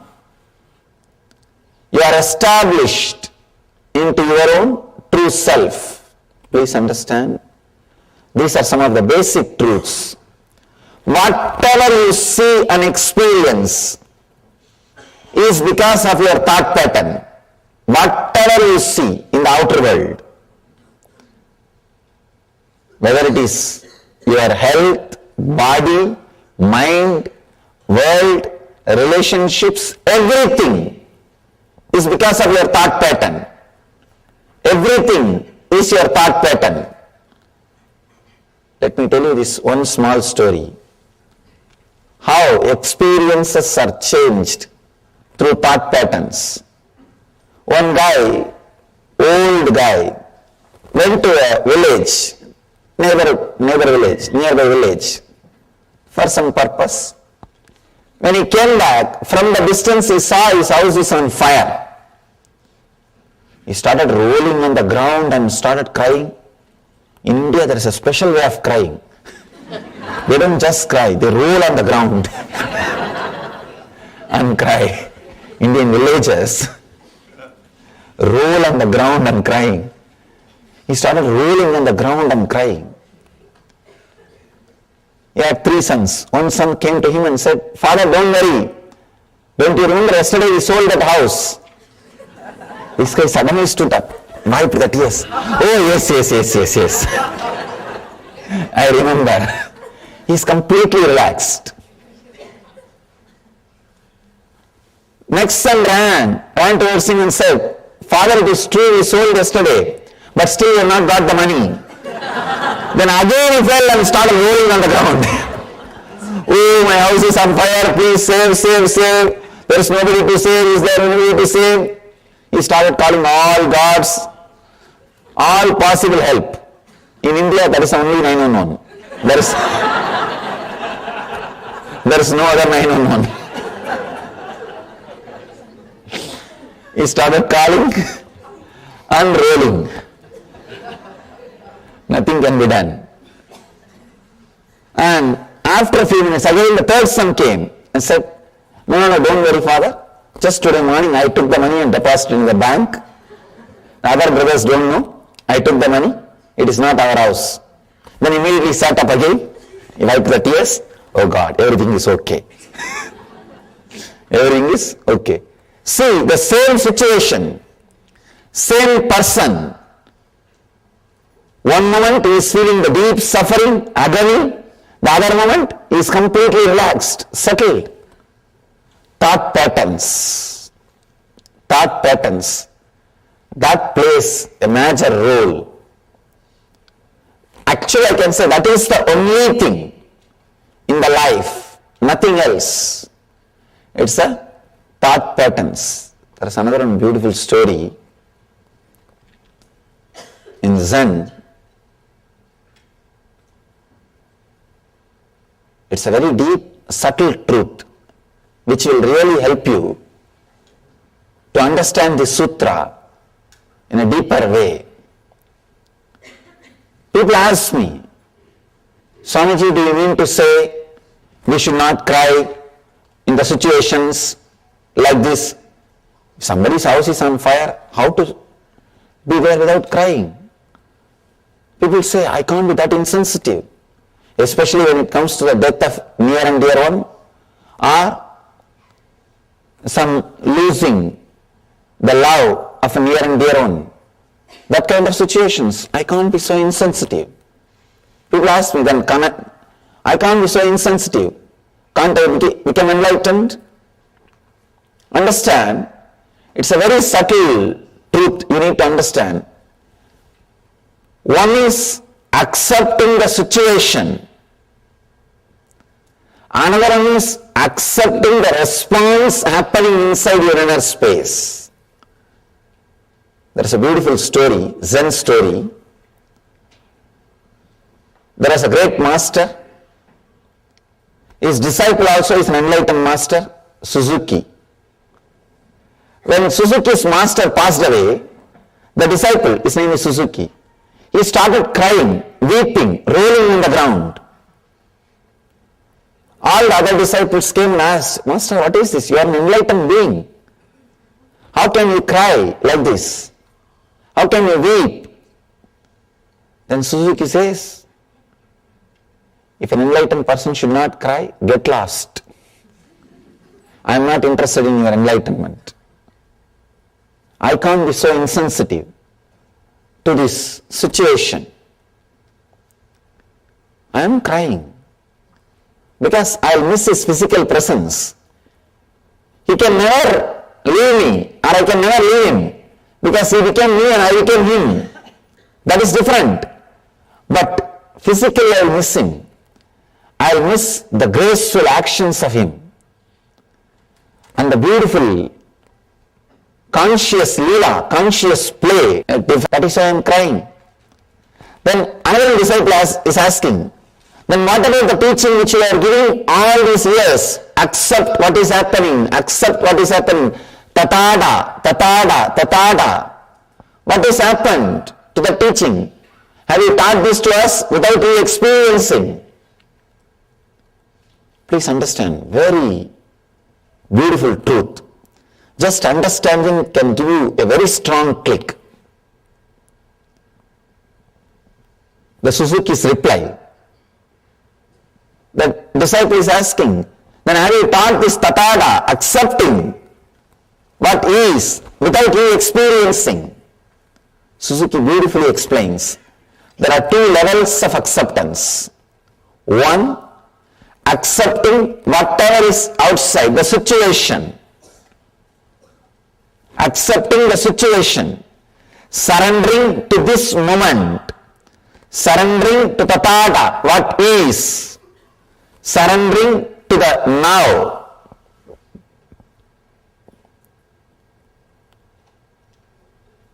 When surrendering to the now happens, that does not mean you will be insensitive.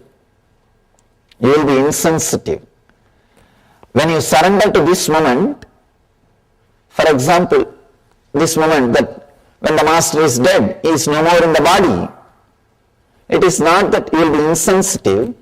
It can create a strong emotions in you, accepting that also. Acceptance in the internal level, in the inner level, the second level. See, usually what we do, we try to accept the situation in the outer world. Then immediately we have a scale. If I accept, I should be behaving like this in the inner world. You don't have acceptance in the inner world. You have a scale. If I accept this situation, I should be peaceful, collective, calm, restful. You have a scale about the inner world. You accepted the outer world, means you are very moral, conscience-based, but not conscious-based. There is a big difference between just accepting the outer world happening and accepting the outer and inner world happenings. Here, Suzuki is throwing a light, new light on tathata, acceptance. Acceptance does not mean just accepting the outer world. Usually we have this idea. If I accept the situation in the outer world, immediately I should become calm, quiet, relaxed, restful. I should not have any agitation. I should not have any irritation. I should not have any response. Then it means then you are not accepting the inner world. Surrendering to the now means accepting the outer world and the response which is happening in the inner world. Suzuki throws an important light on acceptance.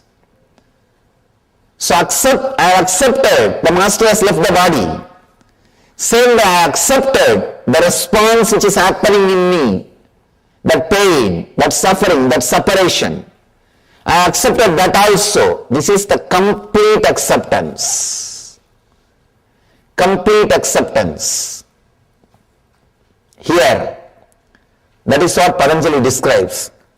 Yogaha chitta vritti nirodhaha.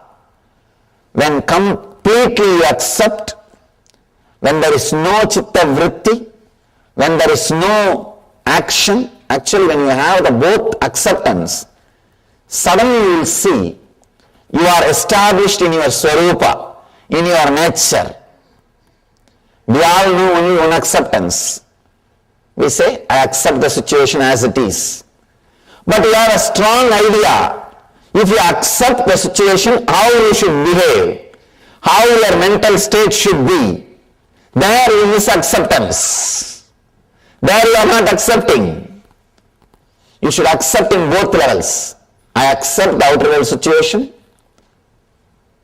and I accept what is the response of that outer world situation in my inner situation, inner space. I accept both the space. I accept externally and internally. Then suddenly you will see you will be unclutched. You will be unclutched. You will be in that space of swarupa, your nature, your own nature. When you are accepting only the outer world and unable to accept what is happening in the inner world, you cannot be in nature. You cannot be established in your nature. If you have to be established in your nature, both acceptance need to happen. One is the acceptance of the situation and accepting the response happening inside you. Only then the chitta vritti nirodha happens, means cessation of the mind happens. Only then the thought patterns disappear. The thought patterns disappear. Only then you are established in Swarupa. He says, then results in relaxation into one's true nature of limitlessness and total understanding. Both levels of acceptance. Just external acceptance is very easy because you have to accept. You have to accept. And external acceptance is taught as a moral value from the beginning to all of us. And moreover, external acceptance is from the beginning told to us. We try to imitate. We try to live that. We try to do that. But internal acceptance is not needed. Not only that, you can hide it. Externally, if you don't accept, everybody will know. But internally, if you don't accept, nobody will know. Just accepting externally and playing the game is a beautiful ego game. You can post to everybody, see how cool I am, how calm I am, how integrated I am. People start playing game even in all these levels.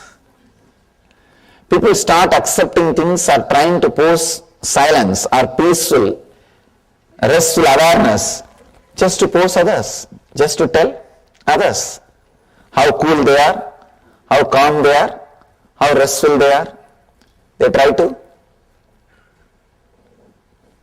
play game even in this level. But when you accept internally also, suddenly the unclutching happens. So, it's a very beautiful sutra, amazing truth. I want all of you to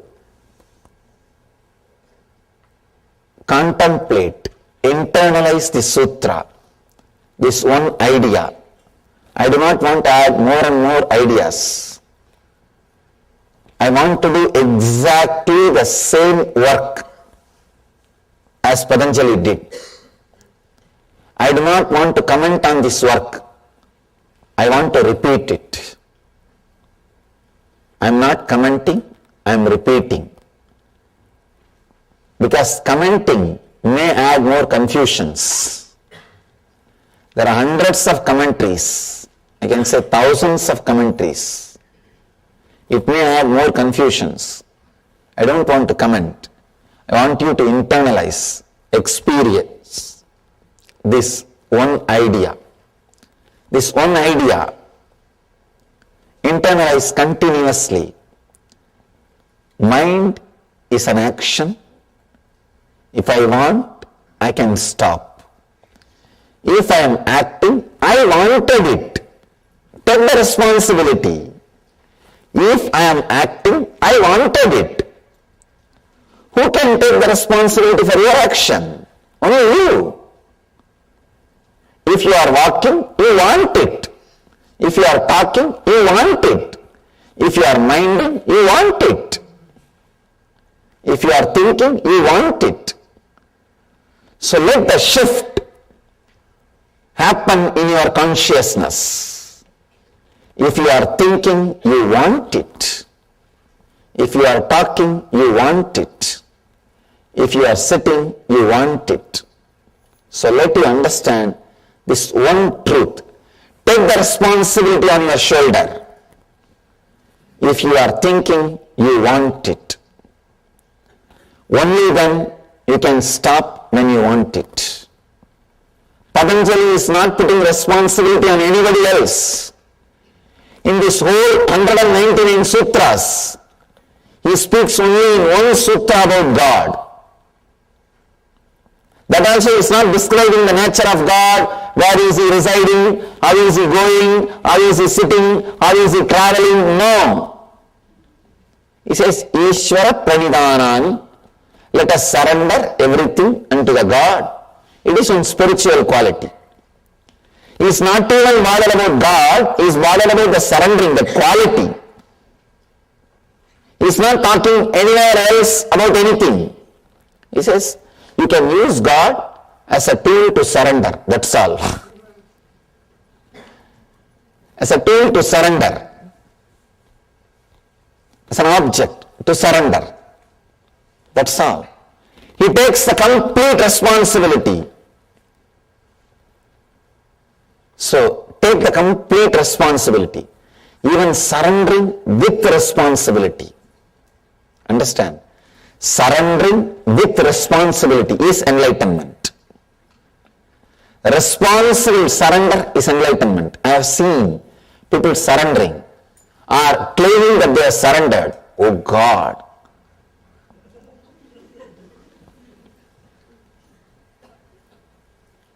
Even if you are caught by your enemies, you will not be tortured that much. By the pseudo-surrendering people. By this pseudo-surrendering people. They will claim that they are surrendered, and whatever right happens is their responsibility because of them. Whatever wrong happens, it is because of you. And they will not do anything more than saying word, I have surrendered, I have surrendered, I have surrendered. Many people come and tell me, Swamiji, what should I do further?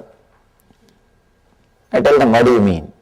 No, whatever you say, I will do. The moment I tell something, no, I have this difficulty, that problem, this problem. Then I tell them, then tell all the conditions first. Then I will tell you the solution.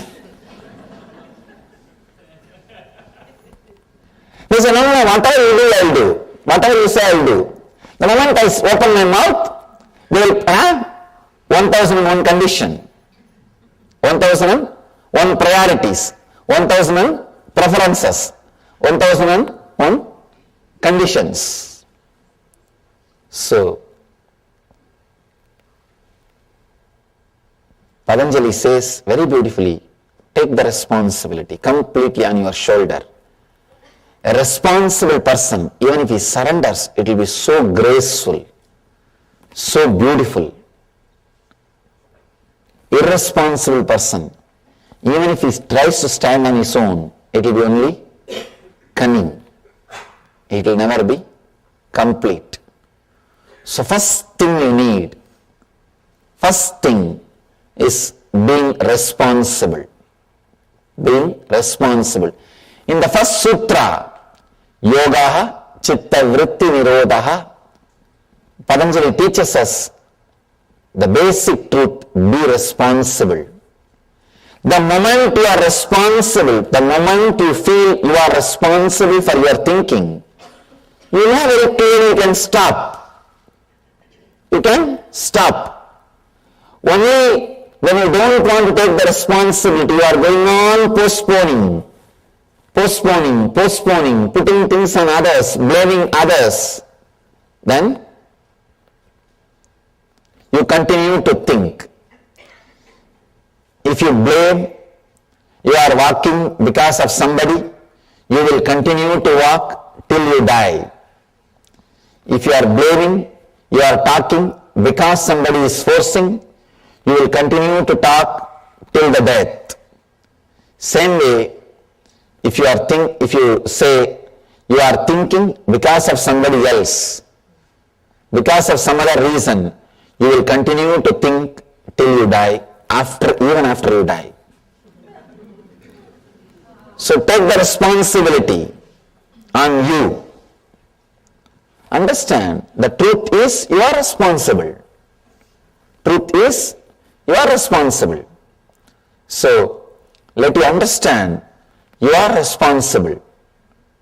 Then suddenly you will realize you can stop. You can stop.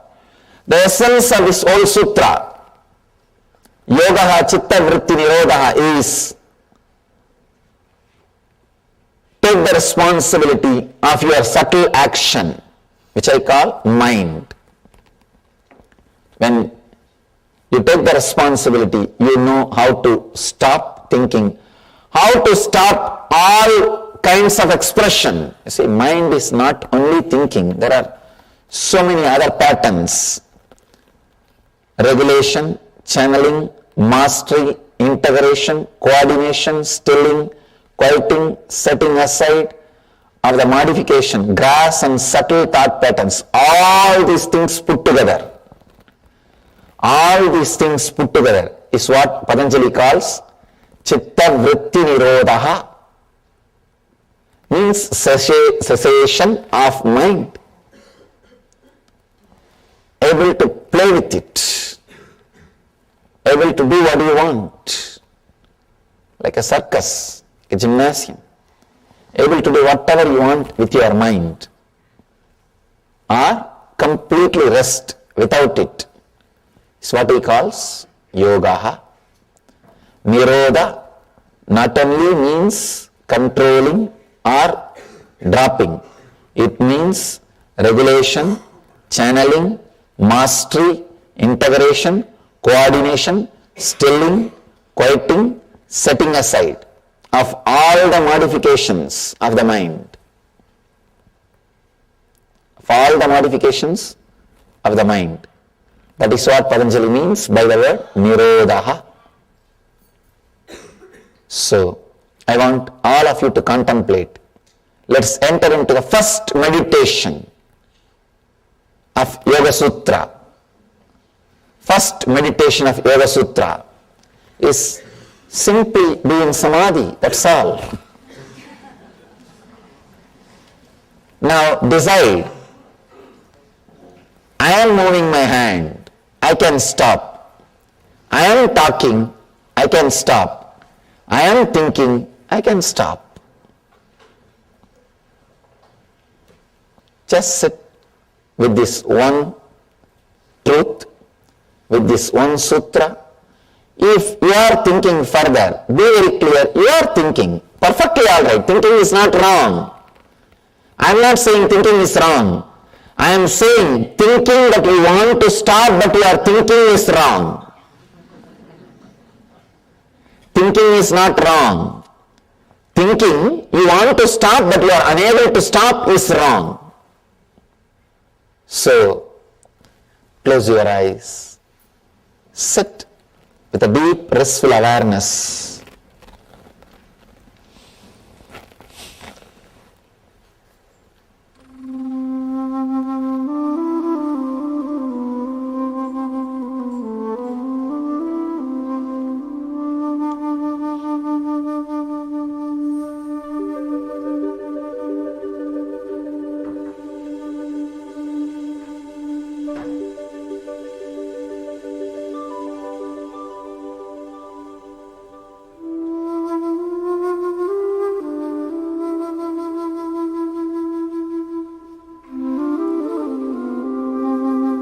you know you are thinking. So just relax, stop. Or if you want to continue, continue with your clear will. If you are thinking, at least be very clear, you are thinking. Close your eyes and just sit.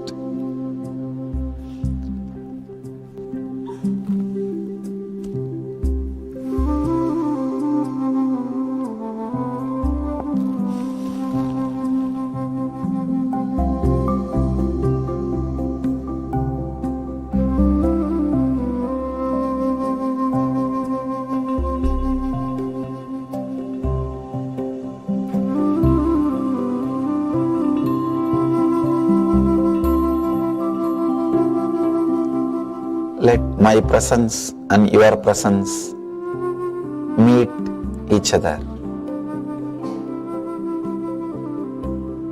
Dissolve into the process.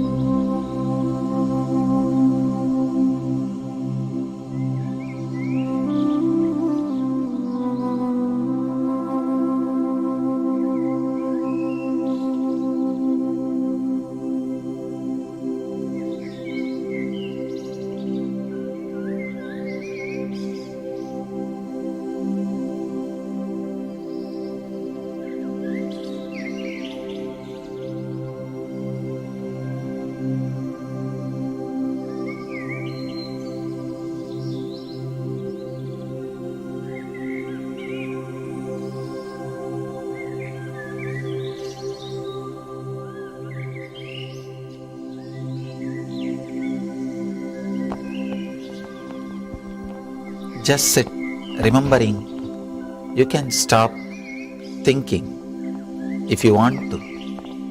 If you are thinking, at least remember you are thinking. Just sit with this simple truth. You neither need to stop nor need to think. If you want to think, think. If you want to stop, stop. It's up to you. But be responsible for what you are doing. Remember, you are doing it. Just with this one truth, sit. Sit with closed eyes. With this one truth. Let it be internalized.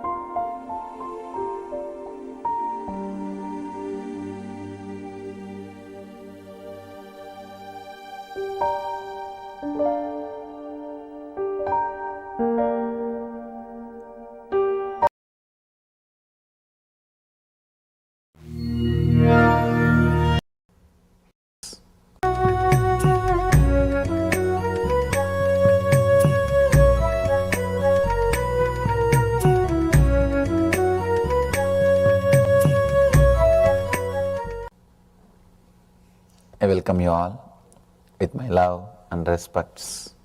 Sixth Sutra, Patanjali is explaining that 5 modifications of the mind: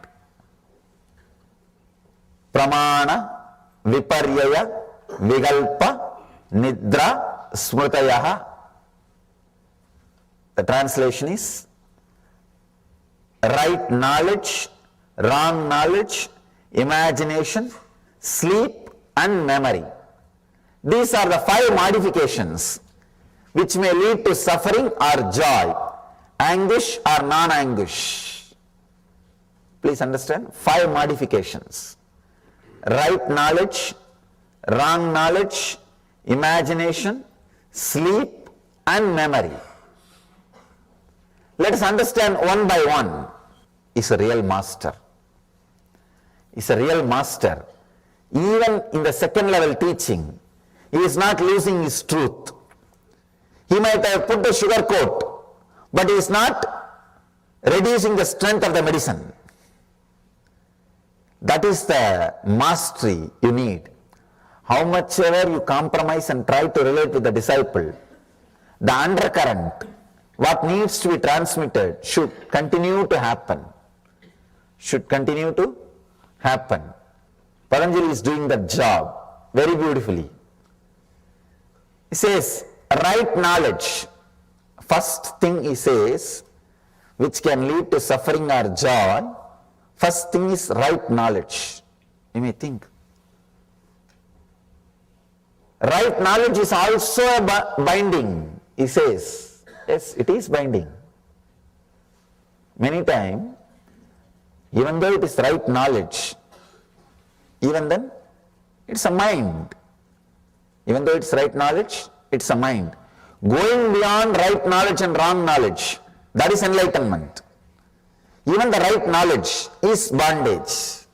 There is a beautiful story by Ramakrishna. One guy was caught by 3 thieves in the forest. They robbed him completely. One thief said, let us kill him. Why to leave him?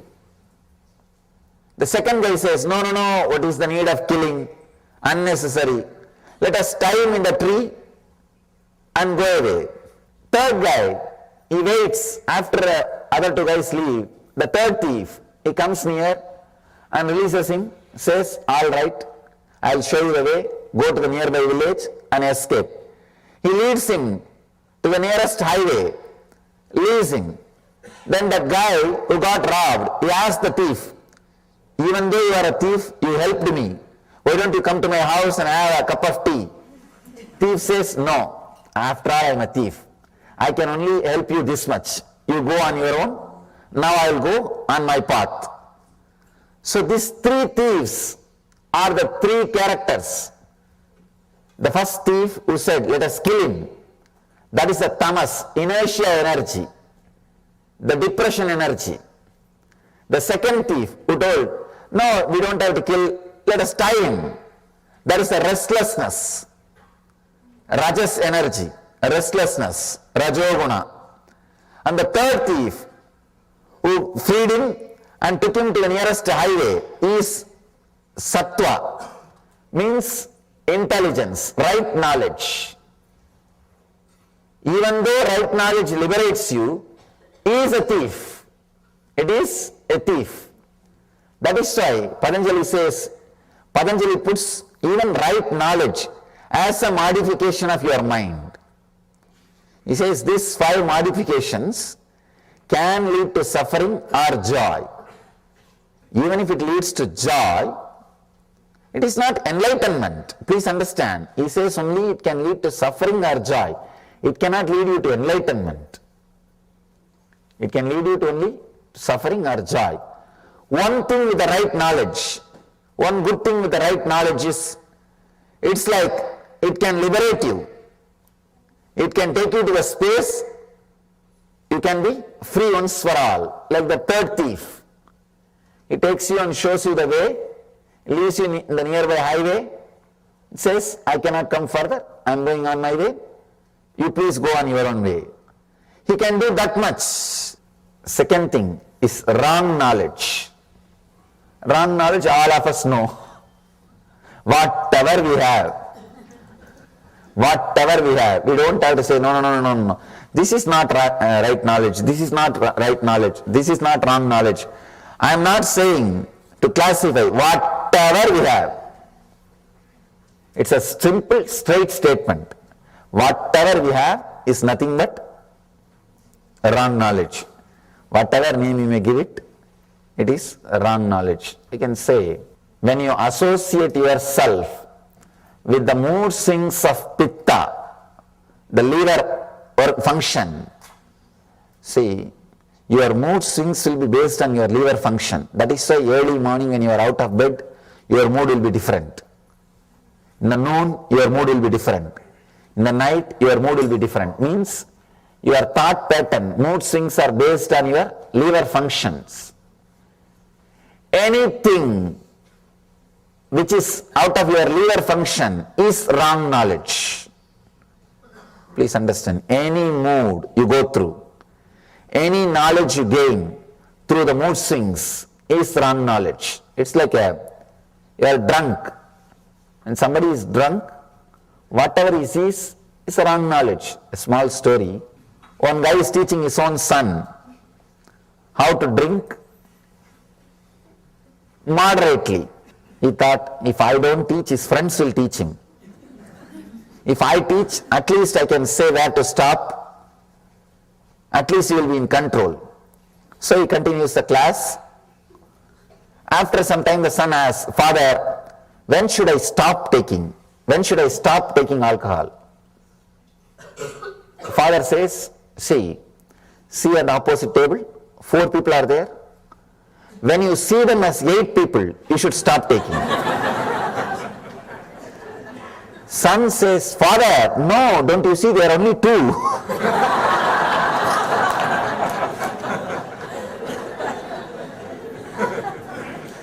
So anything based on your pitta, means liver function, is wrong knowledge. See, that is why when you want the food, your feeling idea about food is different. After you finished eating, suddenly your mood, your idea about food is different. Same way with the lust. When you want the experience, your idea about the other person, your idea about the beauty, your idea about lust, everything is different. When you are finished, suddenly the idea about the other person, idea about the lust, idea about the act, everything is different. So knowledge based on your body hormones, same way taste, food or physical touch or anything, before having, your idea is different. After having, idea is different. It just changes. So anything based on the hormone, the pitta, is wrong knowledge. It is wrong knowledge. But people enjoy wrong knowledge. Please understand, really. They enjoy wrong knowledge. They don't want to be in the right knowledge, because the right knowledge sometimes hurts you. It constantly reminding you to get enlightened. It's like a constant nagging.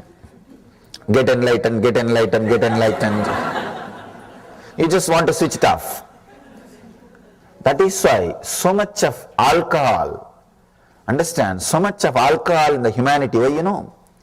Right knowledge awakens spiritual seeking in you, which is very costly. Your whole life will be different.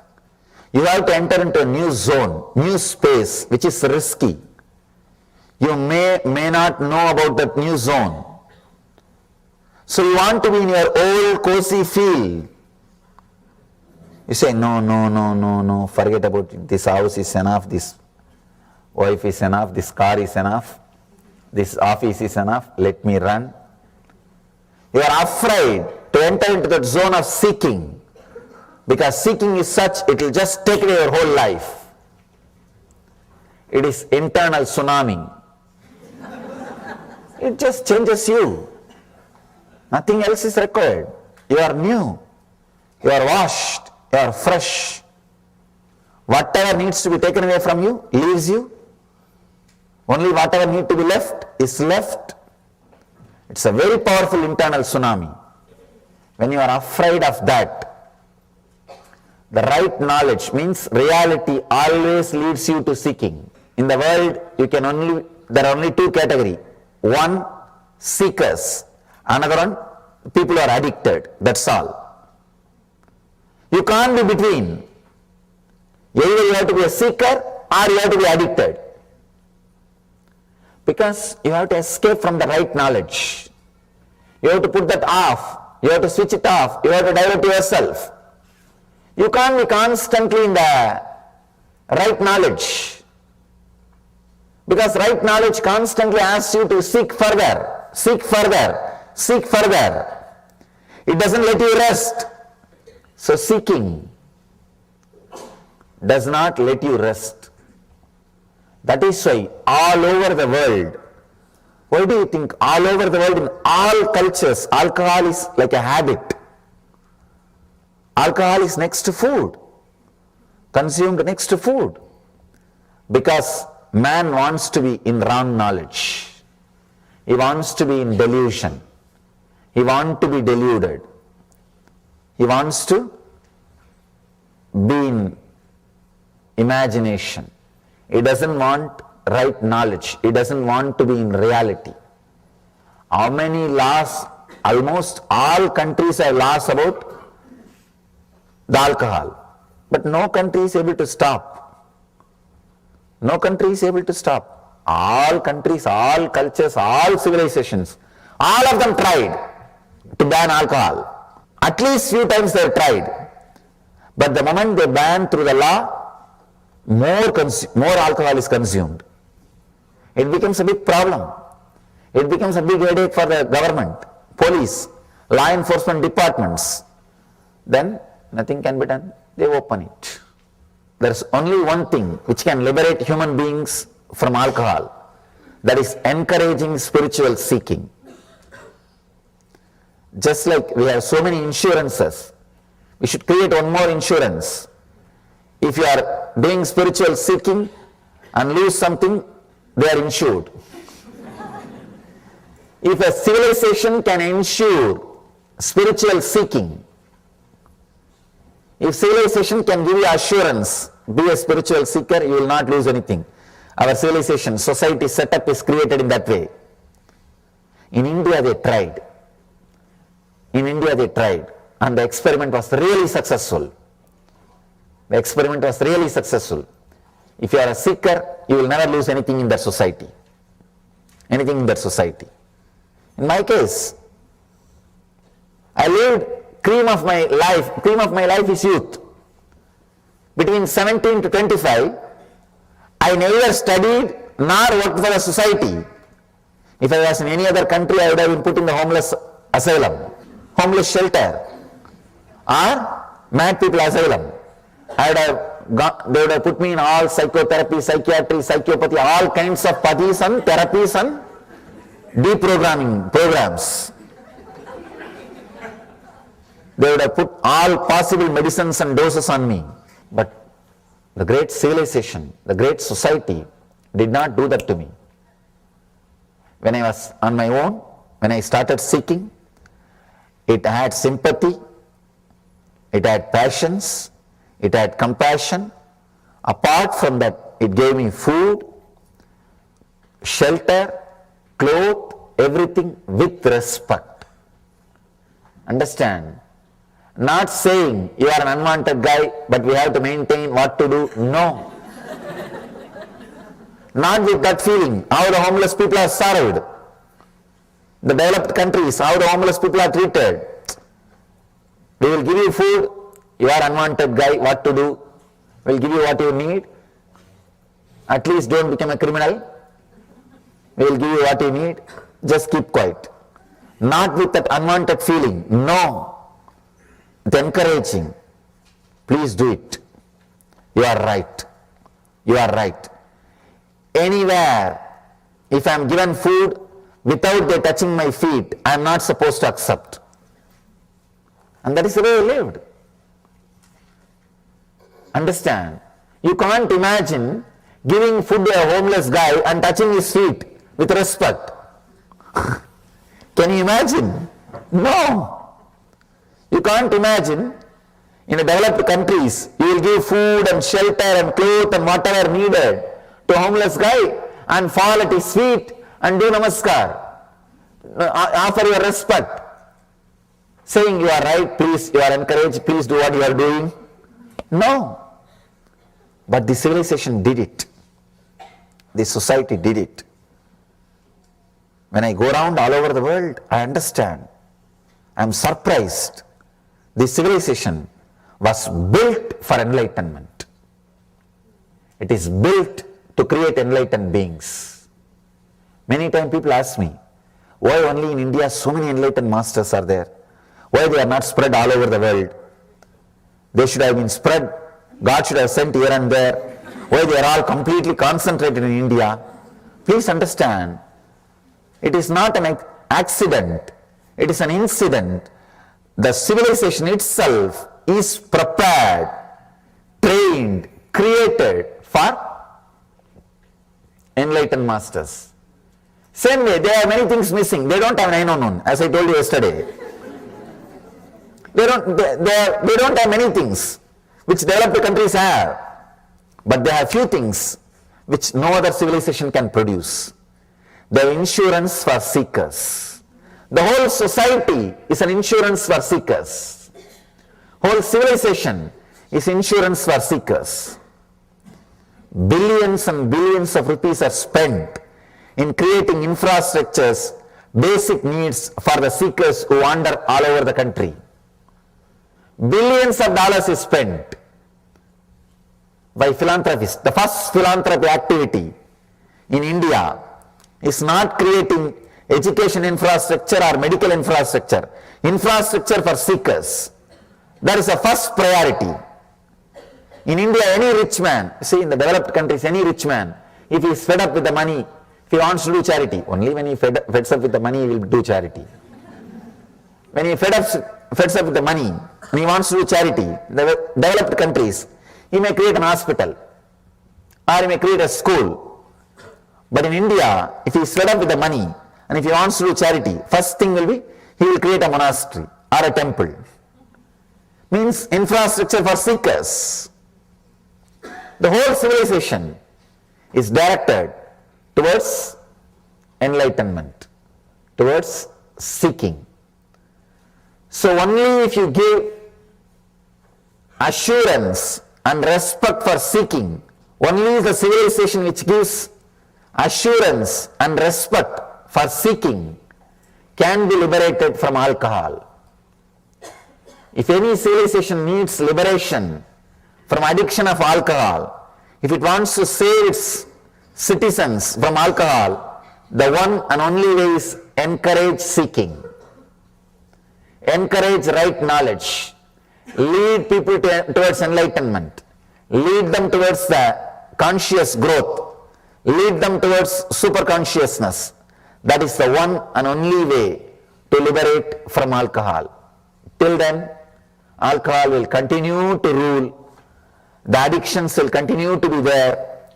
The drugs, the products which gives the kind of the illusory feeling will continue to exist either directly or indirectly, legally or illegally in the society or under cover. It will continue to exist because man cannot live without right knowledge or wrong knowledge. Right knowledge always leads to seeking. If that is not encouraged, that is not accepted in the society, if that is not the right track which he can take up, if he is not respected, taken care, if he takes up the right knowledge, naturally what he will do? He has no other option. He has to take the wrong knowledge. He has to take the other side.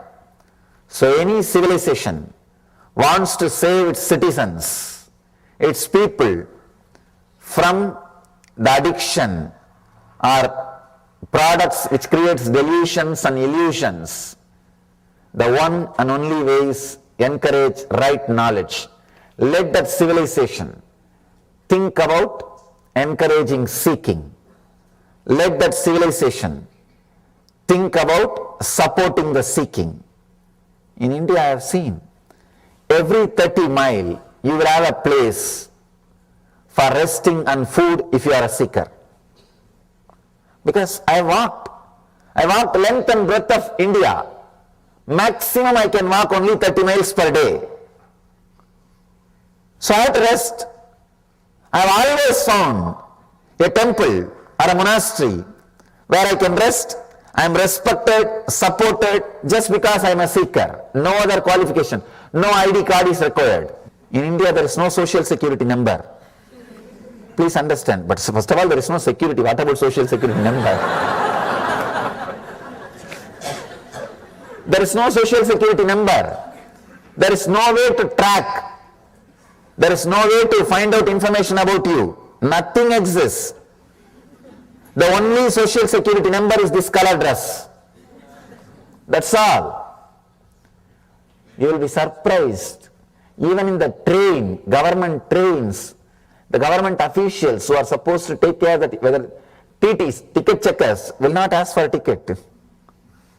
If you are wearing this cloth, I am giving you some tips to travel in India.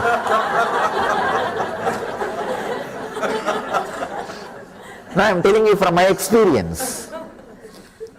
If you are with this cloth and sitting, I have never seen any TT asking me ticket. They will ask only one thing, Baba, have you eaten?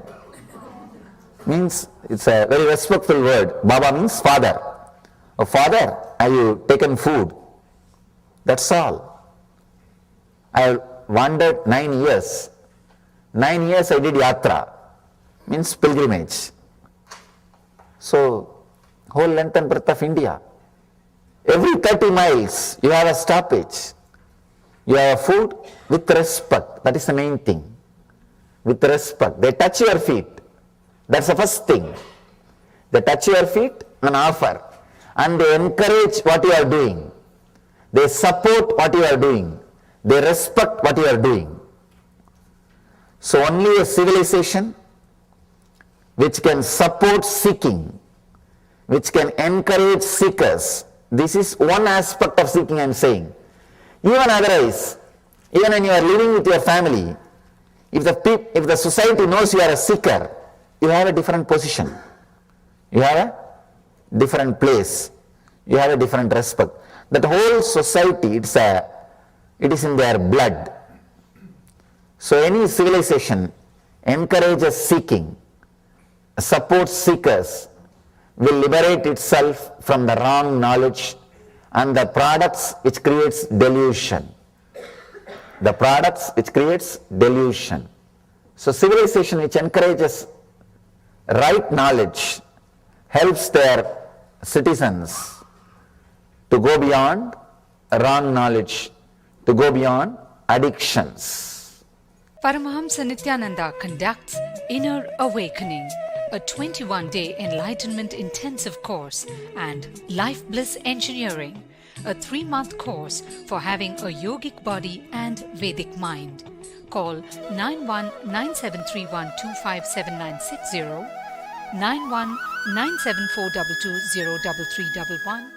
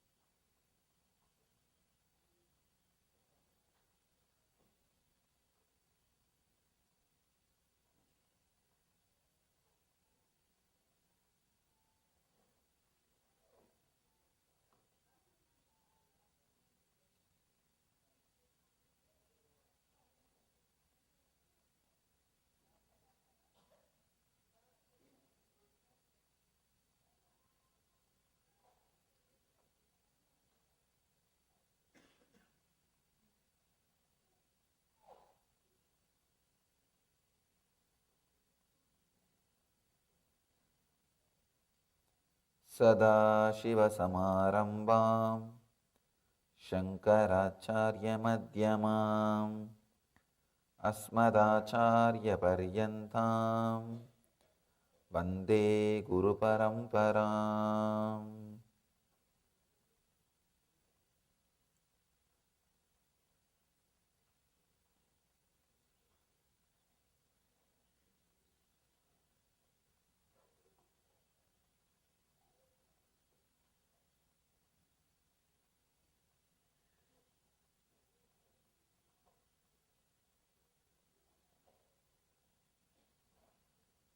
I welcome you all with my love and respects.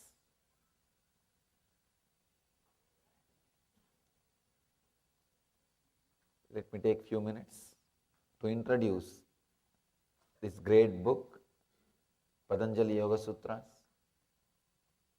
and today's subject to all of you.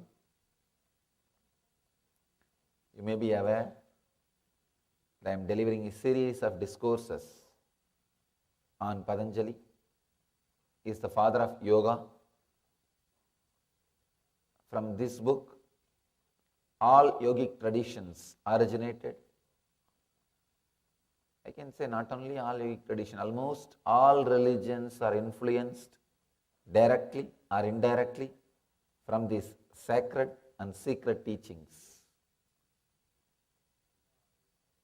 Maybe 5,000 years old, these teachings are from a great master Patanjali, who lived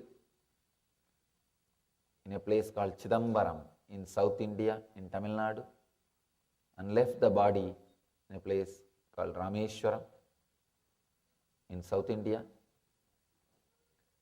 Just in few words, in few sutras, he is trying to explain all the great truths. Just in seed form, he is sharing all the great truths with us. Today we will be working on 11th. Today we will be working on the 11th sutra. Every day I am explaining the secret, deeper meanings of each sutra.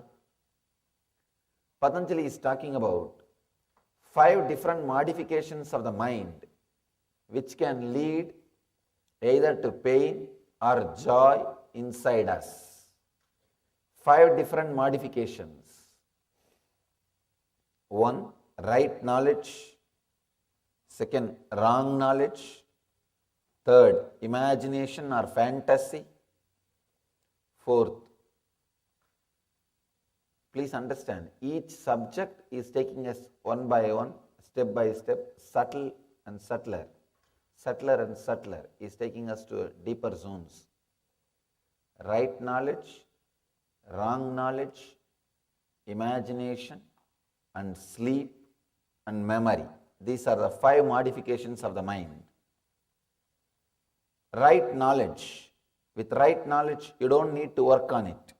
If you just allow it to be there, it will lead you to joy.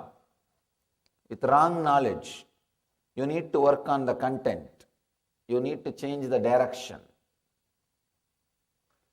With fantasy, not just changing the direction, you have to completely change the very content itself.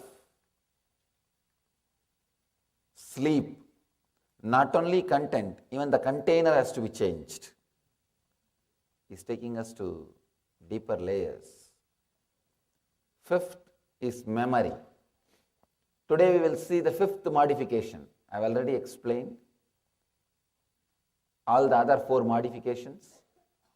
Today we will see the 5th modification, memory.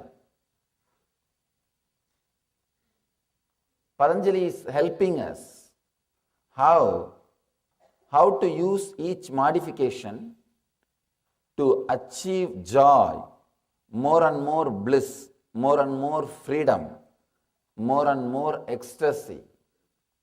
See, all these 5 modifications can lead to suffering or joy, depending on us. Right knowledge, wrong knowledge, imagination, sleep, memory. These are the 5 modifications of the mind. If you don't know how to use them, it can lead to suffering.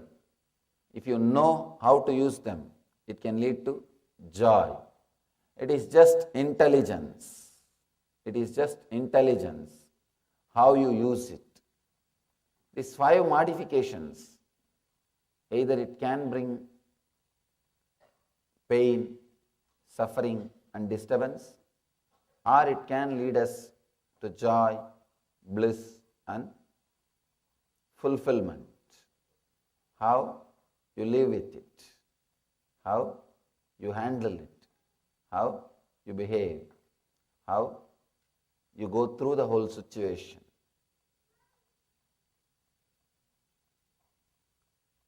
Today we will see about memory, the last part. Let's enter into the sutra. What Patanjali has to do, tell. The Patanjali's idea about memory.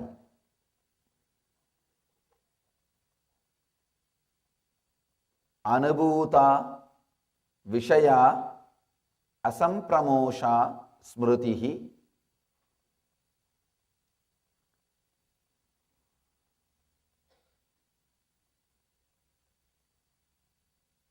Each time I repeat Patanjali's words, I feel it can never be translated. It is filled with so much of meaning, so many different dimensions, so many different angles. It's very difficult to translate. Maybe I can translate one dimension. Whenever we translate these great scriptures, only one dimension can be translated. Only one dimension can be expressed in the translation. I'll give you the translation which expresses one dimension. The recall of mental impressions of past events from the subconscious mind is memory. Anubhuta Vishaya Asampramosha Smrutihi. Recall of mental impressions of past events from the subconscious mind is memory.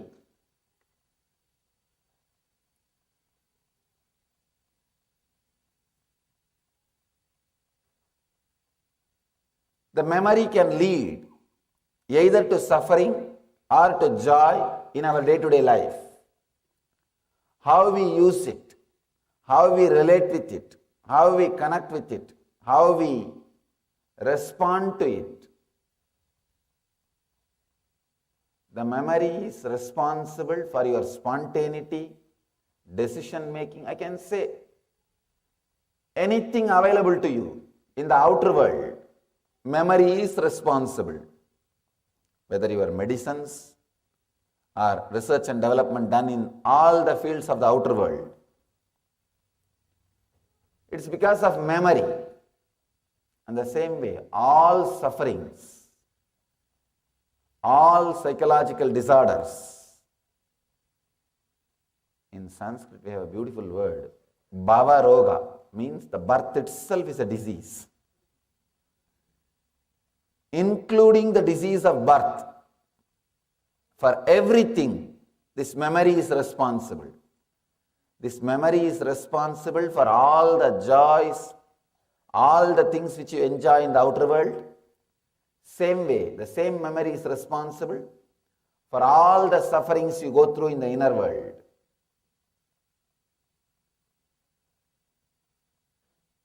One more thing you need to understand.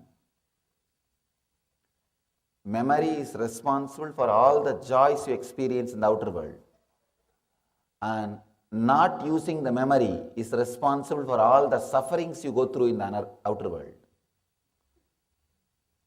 Same way, all the disturbances you go through in the inside is because of constant using of memory. All the joy you will experience inside if you are away from memory. Please understand the paradox. In the outer world, using memory brings comforts, luxury, things you need. But not using memory brings suffering, absent-mindedness, disturbance. In the inner world, using memory brings all kinds of problems. Relaxing from memory brings tremendous joy and peace.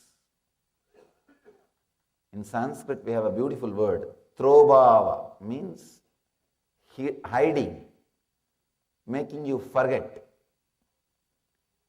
This is described as one of the actions of God. Making you forget is supposed to be one of the actions of God. God is doing 5 actions. 1, creation, and sustaining, and destroying, making you forget, and giving you enlightenment. You may think, why God should do the act of making me forget things? Why should you take away memory from me? The other day, one guy came to me and asked, Swamiji, please give me some technique that I should be able to remember all my past lives. In Kalpataru program.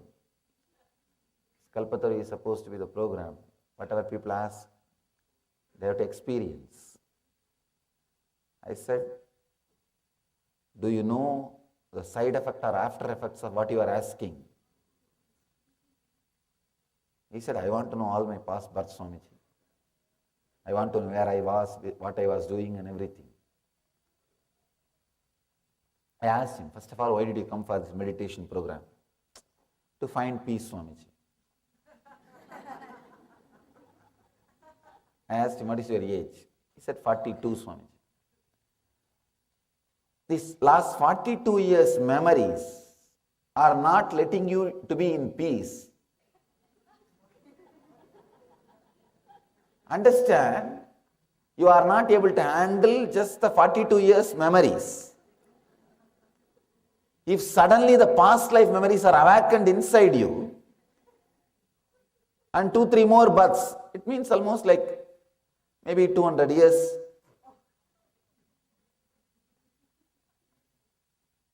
Or 300 years. What will happen? We will go crazy. We will become mad. That is the reason inside we have an automatic mechanism.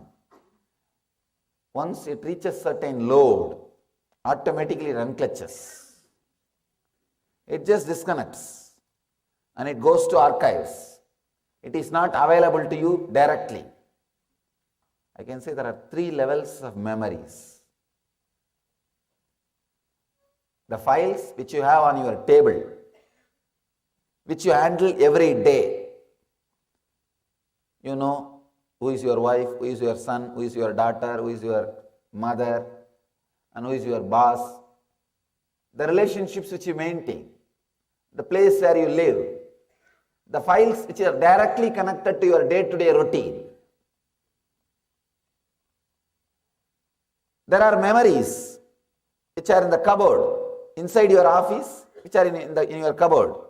If you want, you can retrieve them. It's like the friends with whom you spent your time 10 years before, or the vacation which you went 5 years before.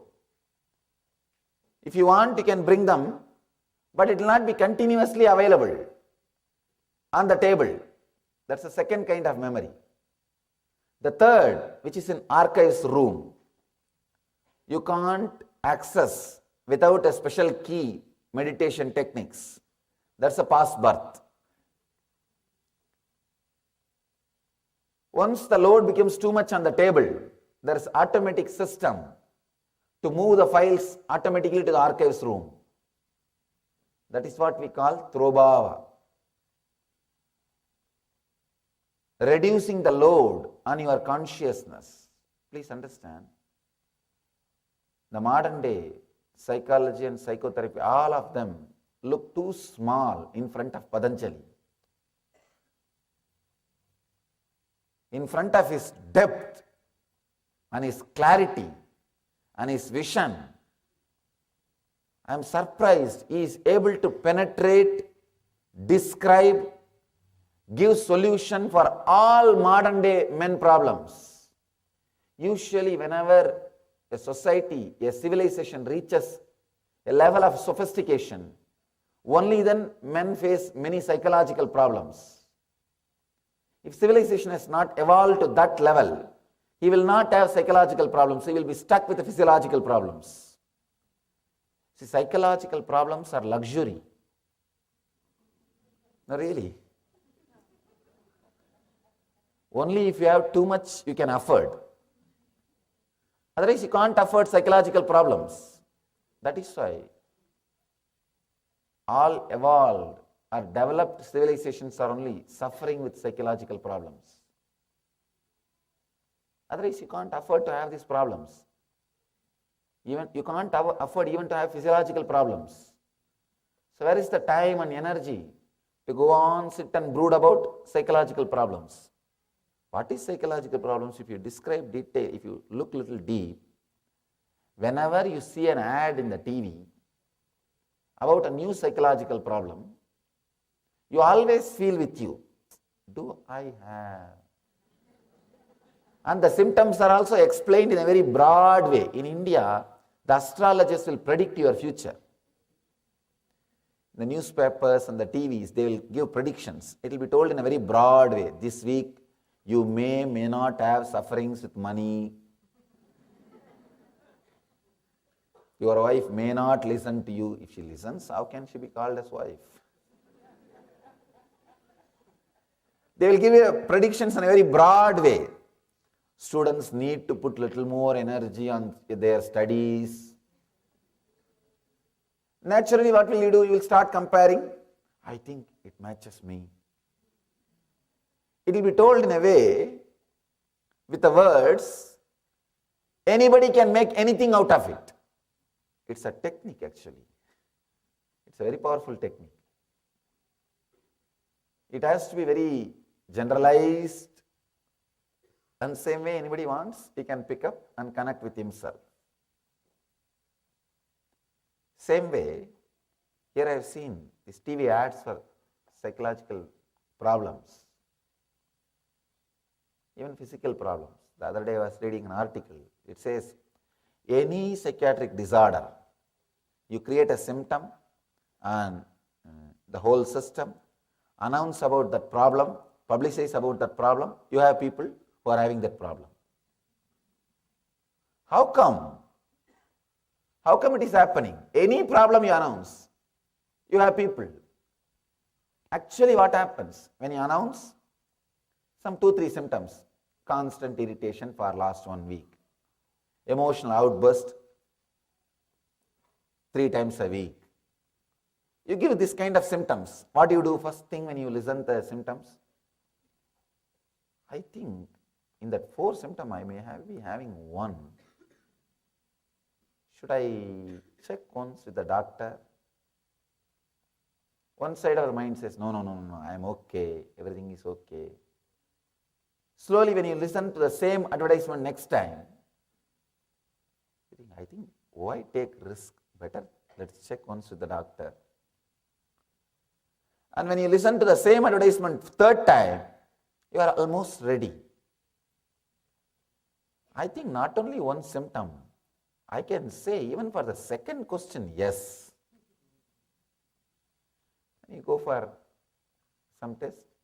By the time you finish all the medical routine, you feel you will say yes for all the 4 symptoms. It is just luxury.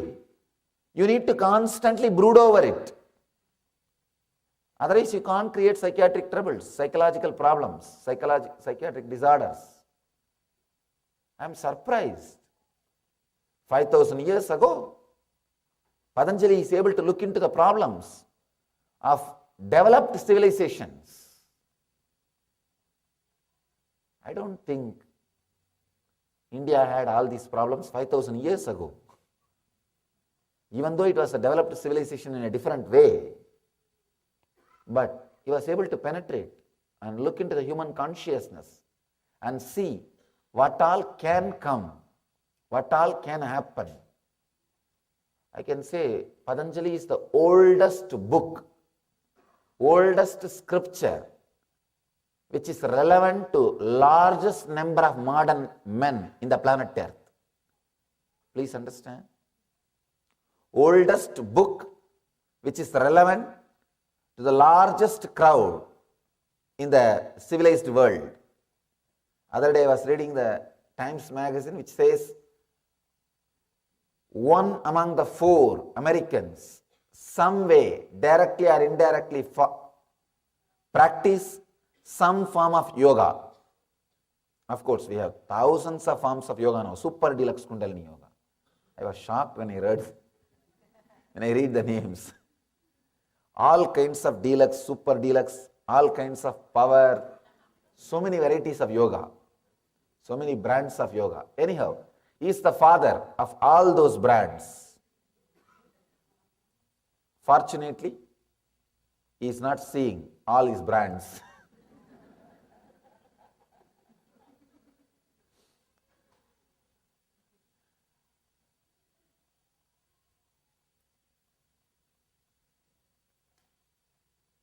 Largest practiced spiritual master is Patanjali. See, there are many religious leaders, spiritual masters in the planet Earth. People read about them, listen about them, but never practice. But Patanjali is the largest practiced spiritual master, religious leader in the planet Earth, because he is very straight. He is very practical, he is very scientific, and he can solve modern men's problem. He is for this civilization. He goes to the depth of all difficulties, problems which human beings are facing. The memory, his description about memory, please understand. I'll repeat the description once more. Anubhutaha Vishayaha Sampramoshaha Smritihi. I'll give exact translation.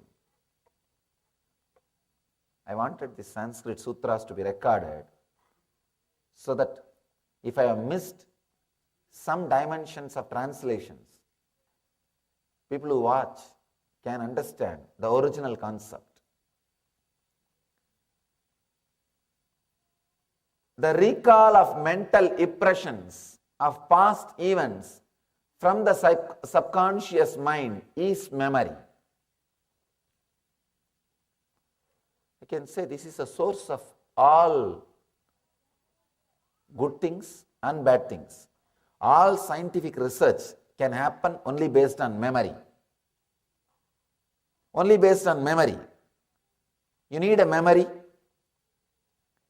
to do all the analysis and see the result and do further research and development and see the result and see the further research and development and see the result. For all research and development, whether it is in the medical field or in the field of construction or in the field of flying or in the field of administration or in the field of execution, any field it may be, the memory is a base. The more memory you store it and make it available for you, you are a leader. That's all. Leader is a person who can handle large quantity of memory with a very sharp quality of presence. Sometimes people have a large quantity of memory, but they can't retrieve with a sharp quality. Sometimes people have a sharp quality of retrieving, but they don't have large quantity. I can say memory is responsible for what you are remembering or forgetting. Both may be, but memory Smrutihi, what Patanjali calls as Smrutihi, is responsible for what you are, how you are talking, how you are behaving, the way you are behaving, how you are living, the way you are living, why you are living, the way you are living. For everything, how you are behaving, why you are behaving, the way you are behaving, for everything, memory is responsible. If it is used properly, if it is retrieved properly, if it is lived properly, it brings so much of joy, comfort. I can say this is the definition of leader. Leader is a person who can retrieve, who has access to large quantity of memory with a sharp quality of remembrance. The difference between you and the other person, difference between doctor and a lawyer, lawyer and an engineer, engineer and an accountant is only memory, nothing else. Who you are, what you are, why you are, is all because of memory. I have a lot of stories about memory and how people deal and live with memory. Maybe I'll give you one story from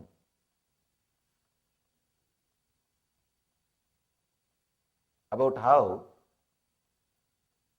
you can repeat and use the memory in a wrong way.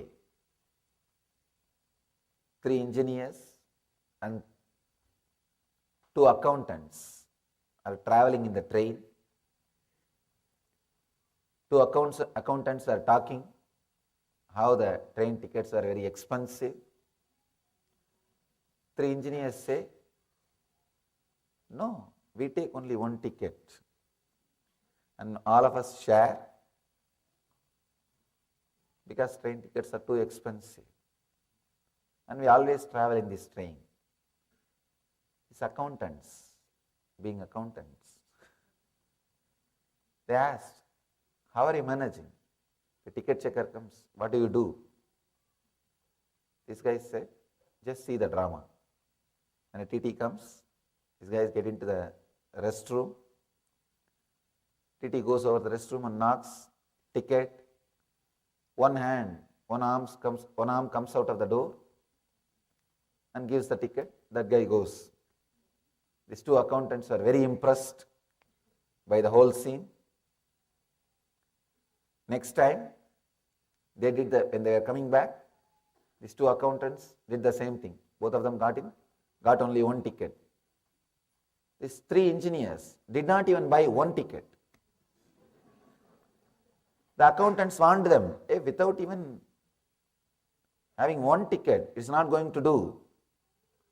Engineers said, just wait and see. We know how to manage. TT came. First, both accountants ran into the restroom. The engineers waited.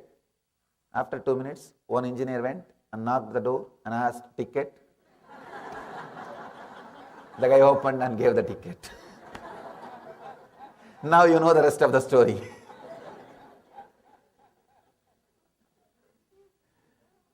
Memory. Sometimes we think repeating is memory. No. Repeating is not smriti. Please understand. Remembrance and handling. Handling is more important. Solutions can never be memorized and repeated. It has to be spontaneous. Many times, people get into trouble by trying to repeat or reenact other solutions. The memory, I can say, the best way to use the memory is, when it comes to outer world, use it more and more and more. When it comes to inner world, unclutch from it more and more and more. This is the sutra, this is the rule, this is the thumb rule. When it comes to outer world, use it more and more and more. When it comes to inner world, unclutch from it more and more and more. When you unclutch from the memory, relax from the memories, in the inner world, the tremendous energy of spontaneity, responding to a situation spontaneously, being in the present will start happening.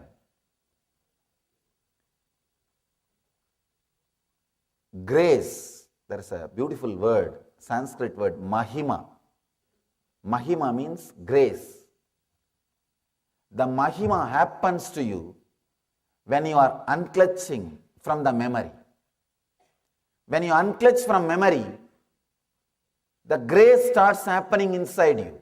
Means wherever you go, whatever you do, a tremendous feeling security starts radiating around you, starts happening inside you. Please understand, only a person who feels completely secured can unclutch from his memory.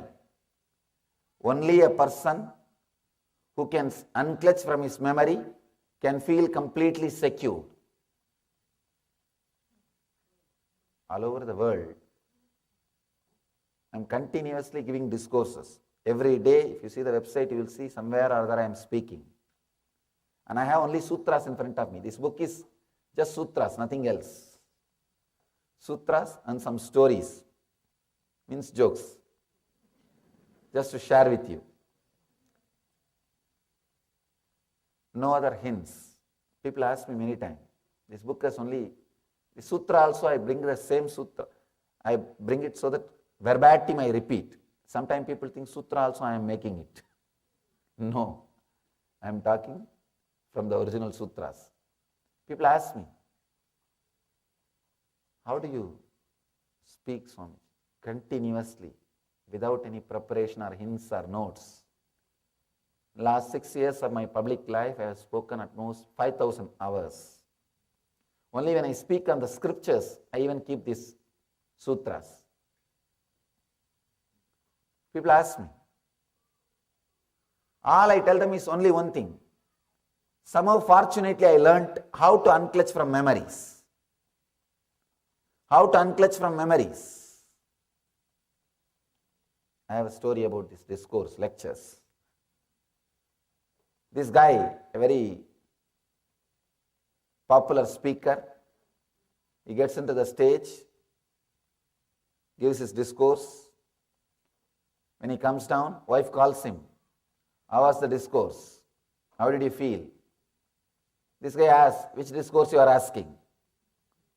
Wife asked, what? You gave only one discourse. What do you mean by which discourse? This guy said, no, there is 3. One which I prepared, one which I delivered, third one I was thinking I should have delivered. When you are not able to unclutch from memory, you will be constantly suffering with these 3 problems, not only in public discourse, even while you handle your friends. When you go to meet your friends, even if they are close friends, while you are driving the car, you are preparing your lecture. What you should tell, and if she responds in this way, what you should tell, and if she talks in that way, what you should tell. Almost you have prepared some 30 sentences, statements. When you go on land, she just changes her third statement, you are at loss. Because you prepared in a different direction. She is taking the whole conversation in different direction. Now you are at loss. Please understand.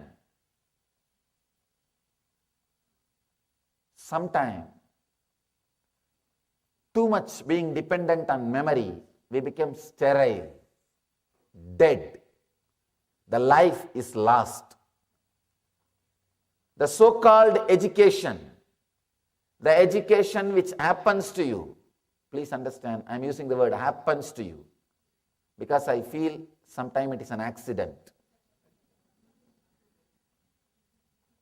I feel so fortunate. I did not go to proper school. I could retain my intelligence. No, really. Even the people who don't accept the ideas I am teaching, they are surprised by my memory and ability to recall things and present it properly. Even my distractors, they accept one thing non-controversially, my amazing intelligence and memory. I tell them, all because I did not go to proper school, that your regular college, that regular university. I kept myself out of it. Now the big problem, our regular universities and colleges are teaching you how to gather more and more memory, but they don't teach you how to unclutch from it when you don't need, and how to handle it when you really need. That knowledge is never delivered to you. Please understand. That's the worst thing done to you. It's like you are taught how to eat, but you are not taught how to clean your stomach, or how to be away from it whenever needed. It's like I can say, slow poison. So much of memory is put inside your system. Sometimes you can't retrieve when you want. Sometimes you are overcrowded by it when you don't want. I can say all problems, all disturbances, anything, whatever you think as problem, including physical problems. Please understand, including physical diseases. When I use the word, I mean it. Including physical disorders, because most of our physical disorders are from psychosomatic problems. Even they are because of unable to handle this one concept, memory, this one truth, memory. Constantly we are struggling, we are suffering with memory. When it comes to outer world, knowing how to handle more and more. When it comes to inner world, knowing how to unclutch more and more. I can say from my own experience, the more you unclutch, more memories are available to you without disturbance. Please understand. You need to understand deeper truths of memory. Real deeper truths of memory, because unable to handle memory not only creates problems in the young age, it creates too difficult, complicated problems in the old age. In the old age, you are filled with too many memories. That is why whenever you sit with an elderly person, he starts, in 1962 when I was in army. You can't help. Because he is loaded with it. His inner space is filled with it. What else he can do? And it is overflowing. Unfortunately, nobody is there to listen. Unfortunately, nobody is there to listen. Please, can you stop photographing? It attracts others' attention unnecessarily.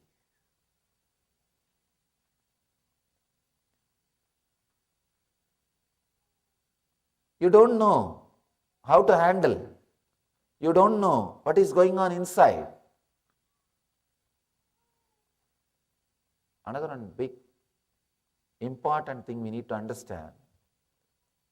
Some memories, when it comes up, the hurt or the pain, suffering is so much, you strongly, subconsciously decide not to remember memories, not to remember the things. When you again and again subconsciously decide to forget things, you land in Alzheimer's. Please understand, Alzheimer's is very closely connected. Your strong subconscious decision to forget things. It's a very complicated phenomena, memory. That is why Patanjali handles this in a beautiful sutra. He goes on speaking about this memory even further in the next few sutras. Not immediately, in different chapters. In different chapters, he speaks about memory. He explains how to handle. See, the memory can be used either to liberate you from all the sufferings or to put you in all kinds of difficulties. For one example, if you are hurt by somebody wearing white dress in a particular place, whenever you cross that place, you will remember the same pain, even though you know that person is not there. Or whenever you see the person with the same dress, even though you know the person is not the same, the dress may be same, person is not same, you have that same pain inside you. Many times when you don't want to remember, memories comes up. Many times when you want to remember, memories do not come up.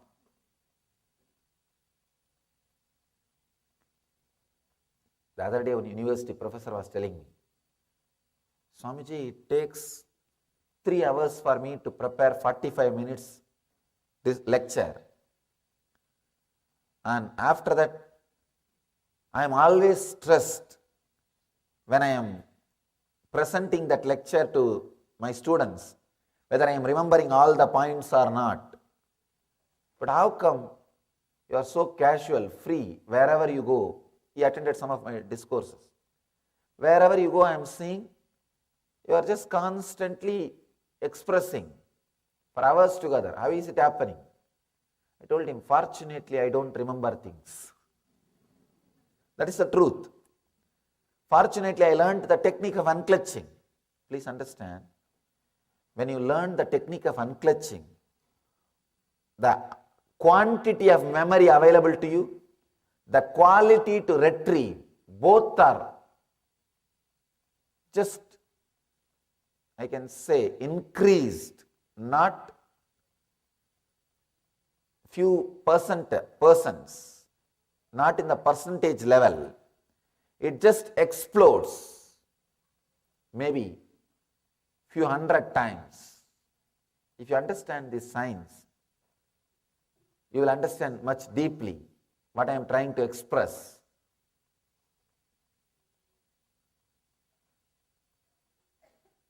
In your hardware, in your hard disk, in your computer, if you store high resolution pictures, you can store only few pictures. And retrieving also takes too much of time. You will have to be sitting with that clock, wait. Retrieving is also too difficult. You can store only few, and retrieving is also difficult. It takes time. But if everything is Word document in your hard disk, you can store a lot. Retrieving also will be very easy. How to make high resolution pictures which are there in your hard disk into a Word document? That is the whole technique. See, what is high resolution picture? Inside your hard disk, the pictures which are too much affecting you, disturbing you emotionally, which are stored inside you with a lot of emotional connections. That is what is high resolution picture. High resolution picture means which are taking too much of your inner space. For example, your relationships. Even remembering once a strong emotional connection, love or hatred. So much of your inner space is occupied by that person's picture. The moment you remember the person, you can see 1,000 thoughts about that person will come up. Whether love or hatred, 1,000 thoughts will come up. Means high resolution picture. If you can store files without emotional attachment, the ability to store and ability to retrieve both are tremendously increased. That is what I am saying. If you can constantly unclutch from memories, everything is converted into a Word document. All high-res pictures are in the form of Word document. If you are constantly clutched, even Word documents become high-resolution pictures. Even Word document becomes high-resolution picture. Your hard disk is full just with few documents. See your life. That is what is happening. If you have lot of clutched memories, even little memory is enough to bring pain, suffering, torture to your life. A normal middle class man is tired just by handling 10-12 relationships. If he handles just 10-12 relationships in a day, he is tired. You can see, morning 9 o'clock you go and sit in the office, by 11, if you handle 10-12 people, you have shoulder pain, you are stressed out. And another one big problem, we have all these negative words inside us as a strong high-res pictures. I am burnt out. Too much is in my plate. I can't do further. I am saved. I feel I am blessed that I am born and brought up in Indian villages. I did not learn all these words. All these words are inside you as high-res pictures. Once they are retrieved, once they pop up, you are gone. You are gone. The whole day is gone. The whole secret is how to convert high-res pictures into Word document. The secret is unclutch. Whenever high-res pictures are getting downloaded, whenever you are stressed, you see that wait time is what I call stressed moments. High-res pictures are getting flooded inside your system. Use those moments to unclutch. Again and again, unclutch. Whenever the pain or pleasures related to emotions, related to memories are happening, unclutch, unclutch, unclutch. First few times you will find it little difficult. You may think, oh God, how can this happen? How will I be able to unclutch? It is too much. Because first time you unclutch, you will be lost. You will not be able to do it. First few times, it really takes your effort.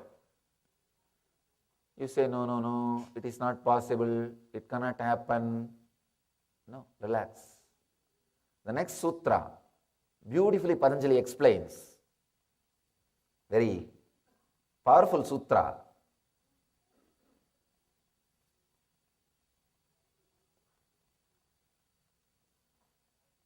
The next sutra is about the solution.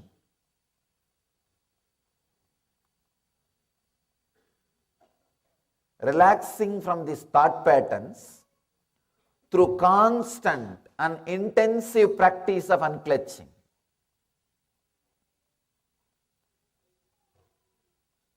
Please understand, constant and intensive, that is what Patanjali gives as a solution. First, I want you to understand all the problems created by memory. How remembrance creates, the memory creates good things in the outer world and how it creates bad things in the inner world. Sometimes people ask me, if we don't remember anything in the inner world, how are we going to maintain our relationships? How are we going to maintain our life? How are we going to live our life? Please understand. If you actually unclutch more and more from the memories inside, the essence, juice of those memories will become part of you. People ask me mainly, if we don't remember our past mistakes, how are we going to develop ourselves? Please understand. By constantly remembering your past mistakes, you will only create guilt. You will not develop yourself. But by unclutching from your past memories, you will assimilate the essence, experience of the mistakes. Please understand. Learning from the past means assimilating. Experience does not mean the number of incidents you go through in your life. It means number of lessons you learned from those incidents.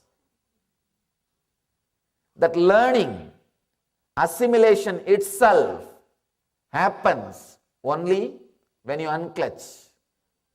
Otherwise, you yourself will suspect about you.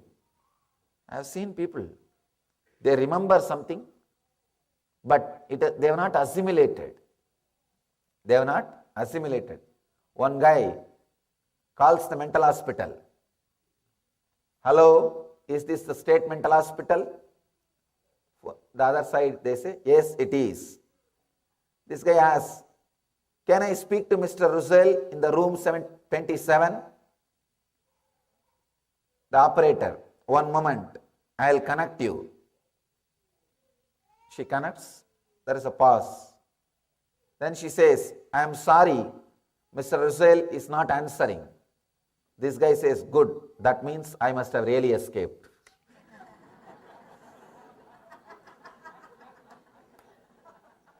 Understand? You may remember, may not trust. You may remember, may not trust if you are clutched with your memories. Unclutching assimilates. See, there are so many things goes on in your life. So many mistakes you do in your life. Remembering those mistakes are no way going to make you rich. It's only going to create more and more guilt. More and more guilt. No, that is no way going to help you. But unclutching from those memories, suddenly you will see the lessons which you need to learn are assimilated inside you. You are fresh. That juice is already part of become your life. The juice which you need to learn from that incident is digested. It has become part of your life by unclutching. You don't have to remember the incident itself. Only thing you need to happen is you need to update yourself from the lessons. You need to upgrade yourself from the lessons. That happens only if you can look into the memory face to face. Many times, you don't want to look into the past incidents or mistakes face to face because it creates so much of pain. Then you try to remember that incident, but unconsciously you are trying to forget the same incident. It's a struggle. It's a struggle. One part of you want to remember the incident so that you will not do the same mistake. The other part of your mind says it doesn't want to remember the incident. So in that struggle you are caught. That is what I call split personality. Split personality is a person who is suffering with his memory. One part of him wants to remember the memory. The other part of him does not want to remember the same memory. Please understand. When you remember the incident itself, You may not be able to update yourself because the incident itself may have joy or memory, joy or pain associated with it. If it is joy, you will start rejoicing. You will just start mentally fantasizing. For example, the vacation which you had with your girlfriend, you may start mentally fantasizing. Sometime, these memories are nightmarish. The vacation which you had with your family. So you don't even want to remember. You don't even want to remember. So whether you want, even if you remember with joy or remember with pain, it is not going to add to you. But unclutching, please understand, unclutching from both memories is going to add juice to you. It is going to add juice to you. Each memory, when you unclutch from it, when you relax from it, what needs to happen automatically happens inside you. The classification automatically happens inside you. When I am talking about this memory and spontaneity, so many stories comes up. I can say there is a traffic jam in my throat. All the stories are saying, first let me come out, let me come out. I'll narrate one story. Many times I told this story, but I always feel happy to repeat this story. This happened when I was a young boy in my native place. I was born and brought up in a very small but spiritual town, which is less than 100,000 population in those days. In India, 100,000 population means it's nothing but a small village, a little bigger village, that's all. 100,000 population is a bigger village. There will be, usually in India, villages or cities or towns, the center there will be huge temple. Around the temple, there will be few streets of houses, that's all. That's a typical village or city in India, especially South India. Almost all, I can say 99% of the South Indian villages and towns are built around the temple. That was our university. That was the university of our culture and our tradition. All the knowledge, life science, everything is protected, preserved, promoted and spread from that universities. The Indian communities, Indian civilization is basically temple-based community. Temple-based community. That is why wherever they go, first thing they do is the temple. First thing they do is the temple. A story inside a story. That, there is one more temple. No, I built that 2 years ago. I got bored with that, now I built one more. Wherever they go, they may have one house, but they will have two temples. India is temple-based community. I was also born and brought up in a temple-based community, and every year they will have one ceremony of repeating Mahabharata. If you know the Mahabharata story, you can understand this story. Otherwise, you may feel a little difficult to relate with the story. Sorry for it. Mahabharata, they will repeat. Morning they will repeat verbally. Evening they will enact as a drama. A small group of old people. Not professional artists. Small group of old people. Some old men. And one or two small tables. They will get into the stage and shout. There will be no microphone. There will not be any microphones. They will shout. And it's sometimes they will not get female artists. So they themselves will have the female dress and makeup and everything. They will act.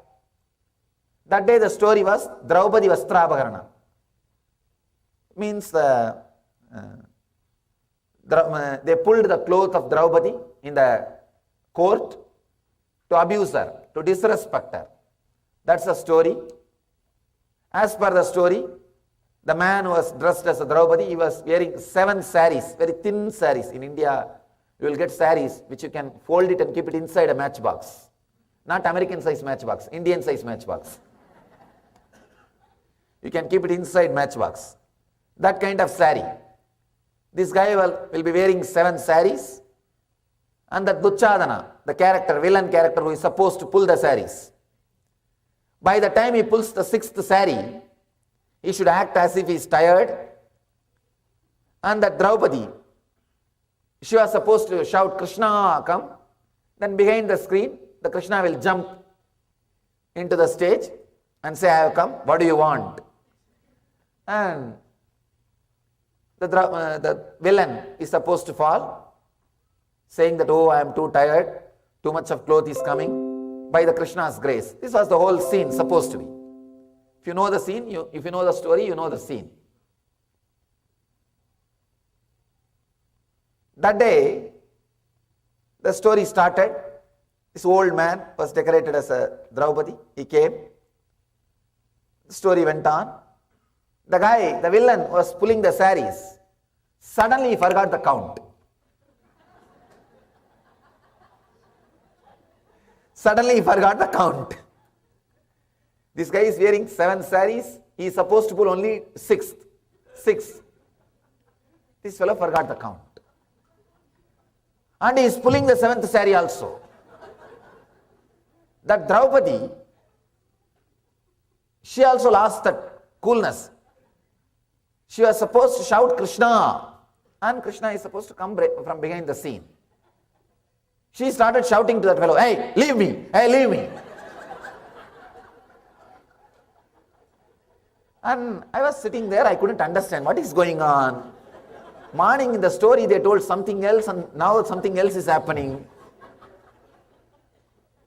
And slowly, the backside, Krishna is slowly looking through the screen and waiting. Why still I am not called? Smoking his beedi. Smoking his beedi is just looking through the screen. Why still I am not called? What happened? And this Draupadi also got a little messed up. She is shouting, hey, leave me, hey, leave me. And she started fighting with the villain. And in the whole mess, finally, this villain fellow, the Duchadana, pulled the sari. Now in the stage, Draupadi is standing above the hip, all female dressed. Below the hip, with the trouser, male dressed. Above the hip, all the female dress. Below with all the male dress, that fellow is standing in the stage. The whole crowd is laughing. The whole crowd is laughing. But this guy is so spontaneous. He is not operating from memory. He is a village guy. Beautifully managed the scene. Oh Krishna, because you are not able to come, you changed me from female to male and saved my pride.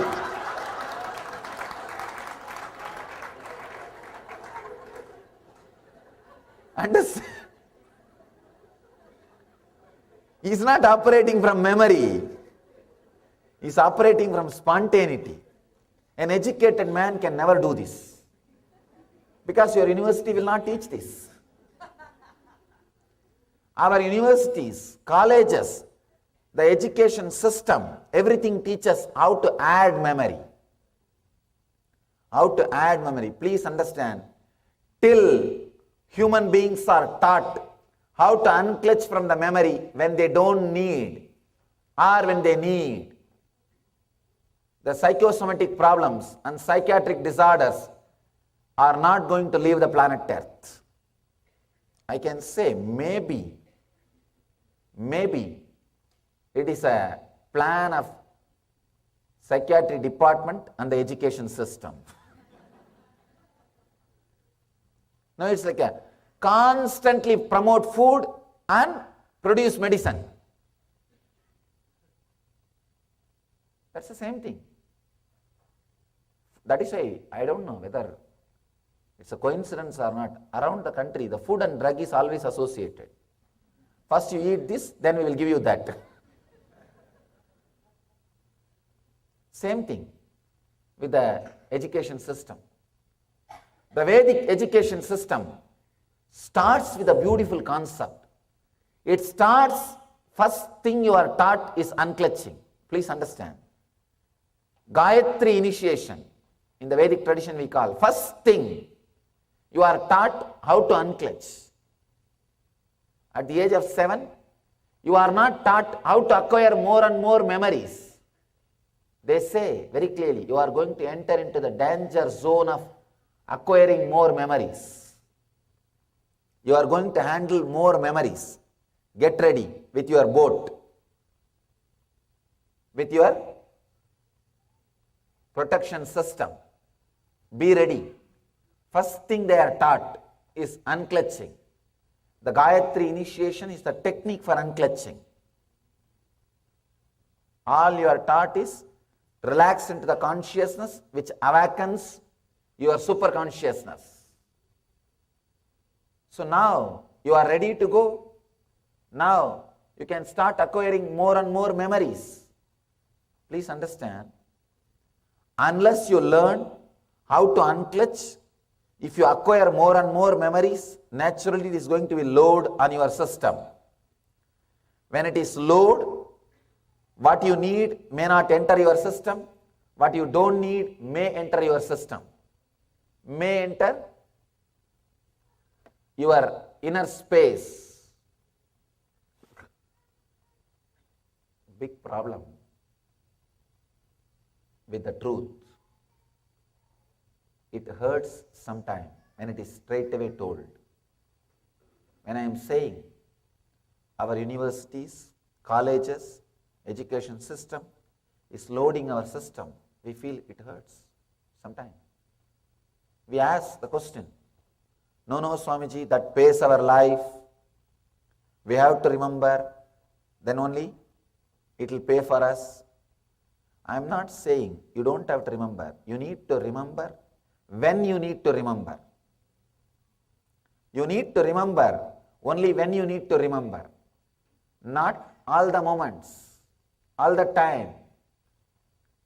The big problem is you can't remember when you need to remember. Same way, when you don't need to remember, you are flooded with those memories. Please understand.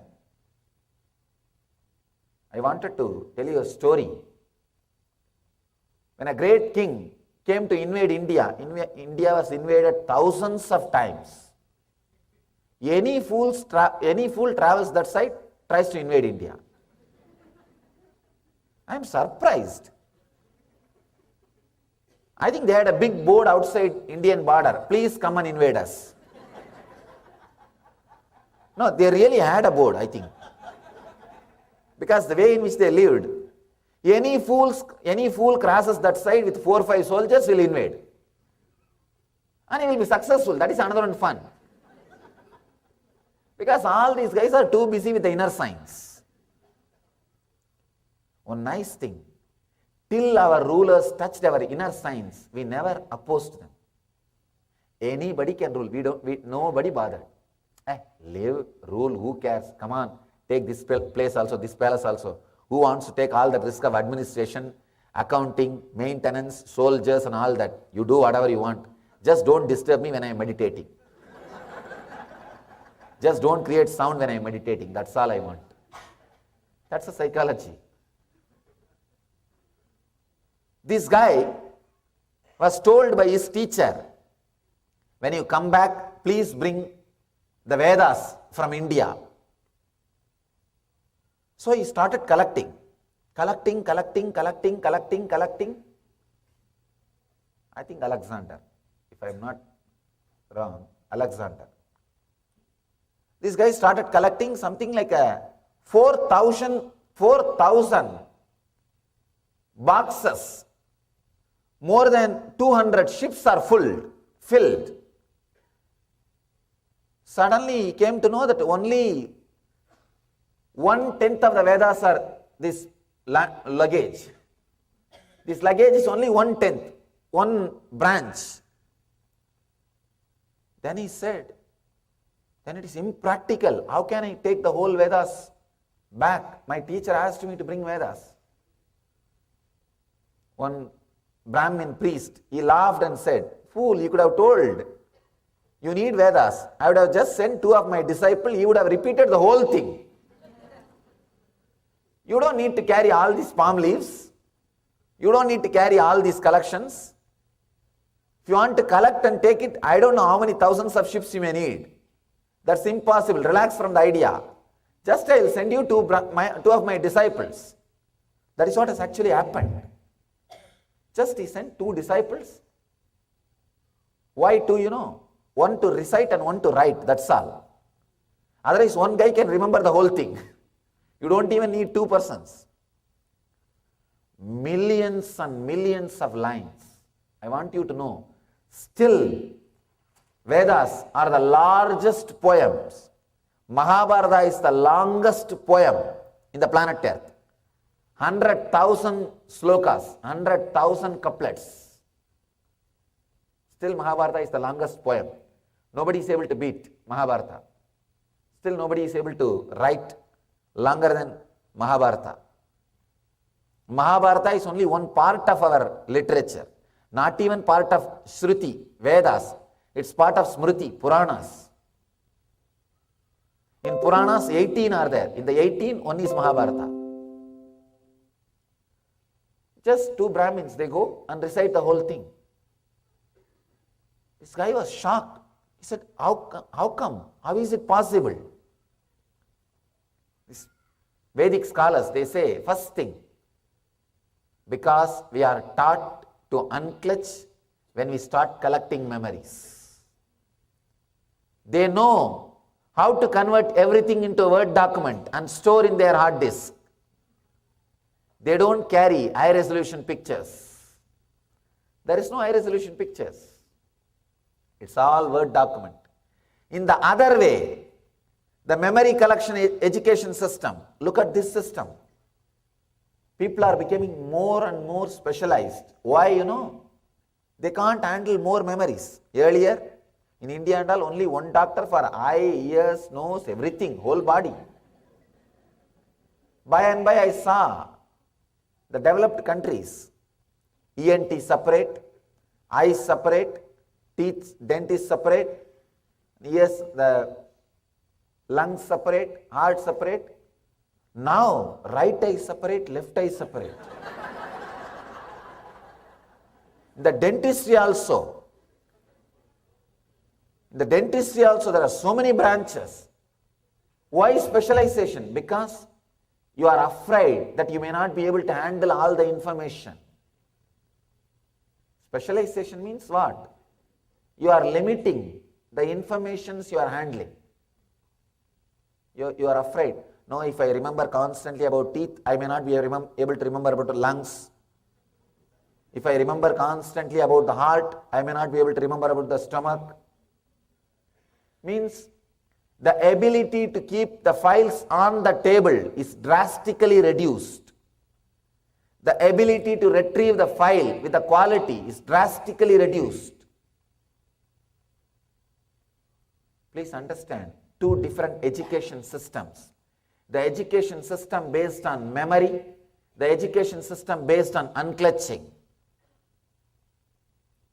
The Vedic education system, the moment they start, they teach you unclutching. The amount of memory available to you and ability to retrieve is unimaginable. Still I can say, the Brahmin priests, the Vedic scholars, the ability to repeat is unimaginable. I myself experimented with this teaching through unclutching with our Gurukul kids. We have a Gurukul for our brahmacharis and for kids. I started sharing this technology of unclutching, the Vedic technology. You will be surprised the memory of the kids and memory of the brahmacharis. All I tell them is unclutch after studying, unclutch after studying. It looks paradox. People think if I unclutch, I will forget. What will happen? No, you won't. It will become Word document and get stored in you. When you study, when you collect memory, it's a high resolution picture because your memories, your emotions are attached to it. When you unclutch from it, it's compressed. It becomes Word document and gets into your system. And you have intelligence and clarity, efficiency to retrieve when you need. Not only that, the consciousness, the mind available to you to retrieve the memory will also be very sharp. It will be very sharp. It's like applying oil in your hand before opening the jackfruit. If you are not unclutching, if you are not applying the oil and open the jackfruit, your whole hand will be stuck with that gum. You will not be able to retrieve exactly what you want to retrieve. Your smriti, your chitta, your memory file is that like the jackfruit. Not only jackfruit, it's a Pandora box. When you open, you don't know what will come out. You open for some purpose and something else comes out. And you are caught with that. So unclutching, please understand, if you want to remember something, all you need to do is just for a few moments unclutch. Your whole hands, you will apply consciousness, means oil, and you will open the jackfruit, you will not be stuck. You will retrieve the right file rightly without getting affected by it, without getting attached to it, without bringing suffering by it. If you are not unclutched, if you are clutched, any simple memory can lead to more and more suffering, more and more torture, more and more disturbance and distraction. The essence I wanted to share with you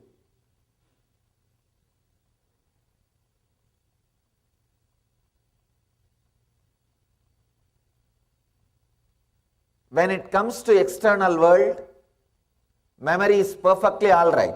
It pays your bills. It brings you paycheck. It makes you productive. It makes you part of civilization.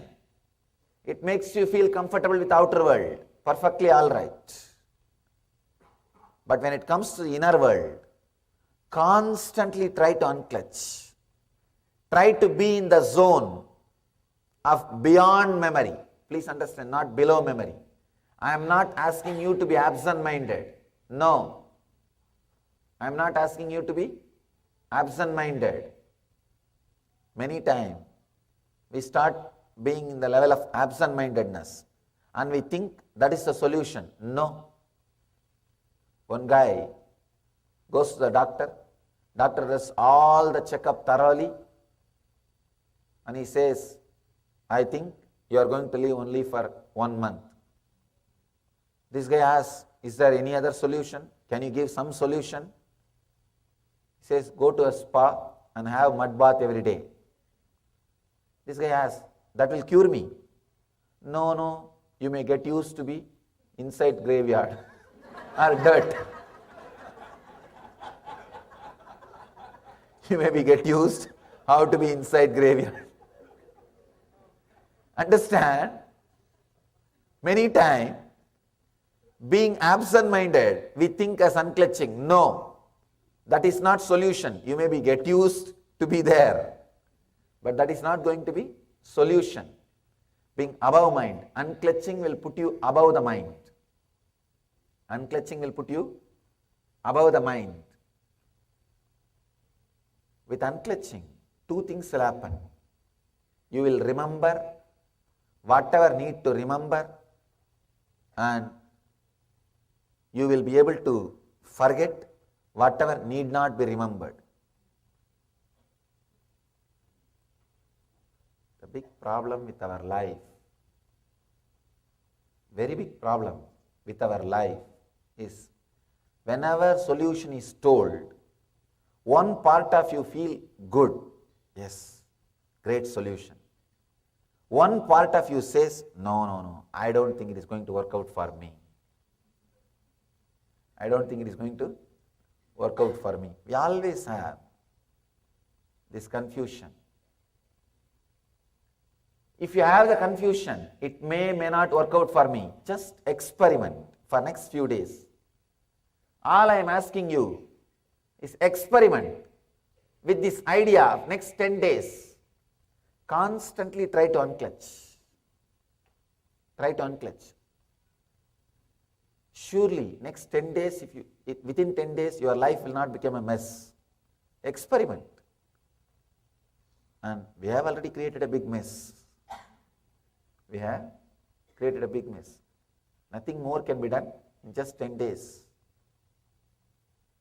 You don't need to bother so much. Just experiment with 10 days with the simple truth. Constantly trying to unclutch. Unclutch means not connecting with your memory. Not connecting with your memory. Whenever thoughts rise, remember to unclutch and relax. Remember to unclutch and relax.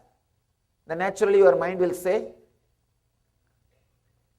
I am unclutching, unclutching, unclutching. Unclutch from that idea also. And relax. You may say that, what should I do? Unclutch from that idea also. You may feel bored. Unclutch from that idea. Again and again come back to the silence which is inside you. First time when you unclutch, 2 minutes, 2 seconds you may be silent. Then again a thought will rise. Again unclutch. Then 3-4 seconds you may be silent. Again a thought will rise. Again unclutch. Then few more seconds you may be silent. Again unclutch. Can you be seated? Please, can you?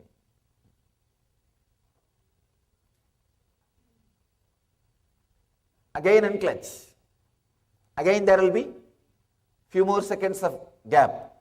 Understand? By more and more time you unclutch, the number of times you are unclutching is increased. The gap between the thoughts will increase.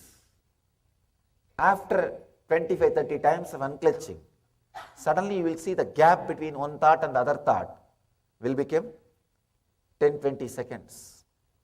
Relax into that gaps is what I call living enlightenment. Living enlightenment. Relaxing into that gap. Resting into that gap. Living inside that gap. Not being affected by the memory. Not being disturbed by the memory. Not being disturbed by the good news and the bad news which is brought to your inner space. See, your inner space is such, constantly your memory tells some good news and bad news. That's your life. Your life is nothing but a chain of good news and bad news you receive from your memory. Nothing else. So unclutch from your good news and bad news. The good news and bad news which constantly comes up, unclutch from it. I have a story about this good news and bad news. A painter got a call from the gallery that was showing his work. The gallery owner said, I have a good news and bad news. The painter says, first tell me the good news. The gallery owner says, a fellow came in this morning and asked if your work is the kind of that would increase in value after the artist's death. There are some paintings. After artists die, the value will increase. The gallery owner said yes, and that guy bought all 15 paintings. This painter asked, then what else can be the bad news? This is such a good news. The gallery owner says, he is your doctor.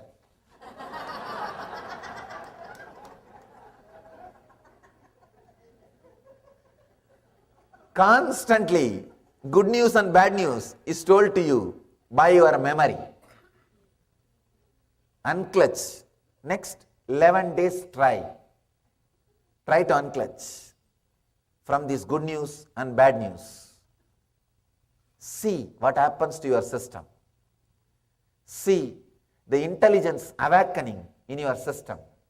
You will see the ultimate intelligence gets awakened in your system.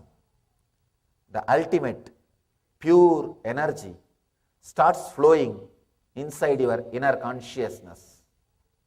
understand the sutra, the essence of Patanjali.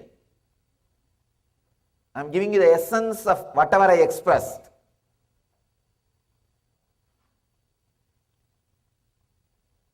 Anubhuta Vishaya Asampramosha Smritihi. Anubhuta Vishaya Asampramosha Smritihi. Please understand. The recall of mental impressions of past events from the subconscious mind is memory. He already explained in the previous sutras. This can lead to pain or joy. So, memory, when it is used in the outer world, can bring more and more joy and comforts. If you unclutch from the inner world, it can bring more and more peace and bliss in the inner world. So, learn more and more unclutching. You will be able to remember better and better way and in a right way.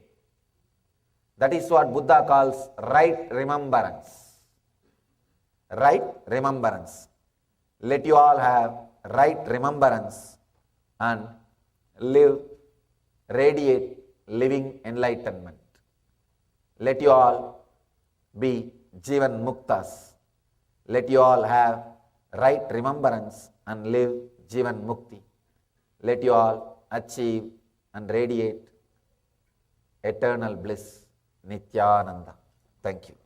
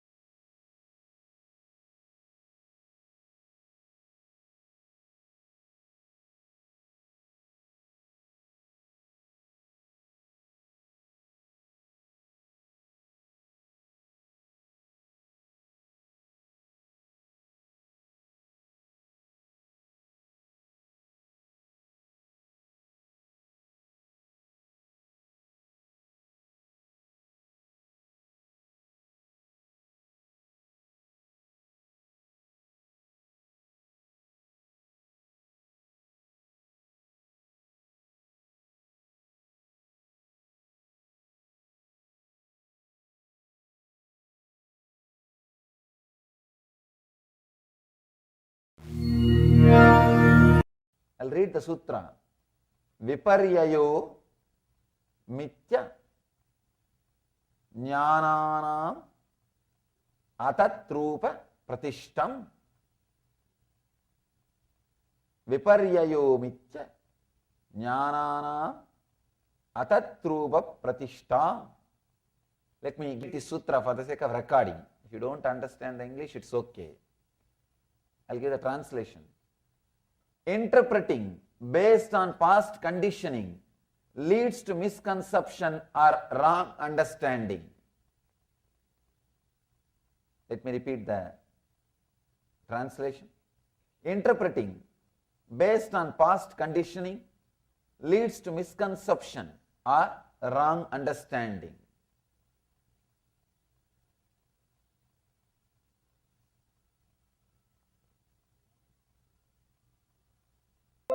The Upanishads, Zen koans,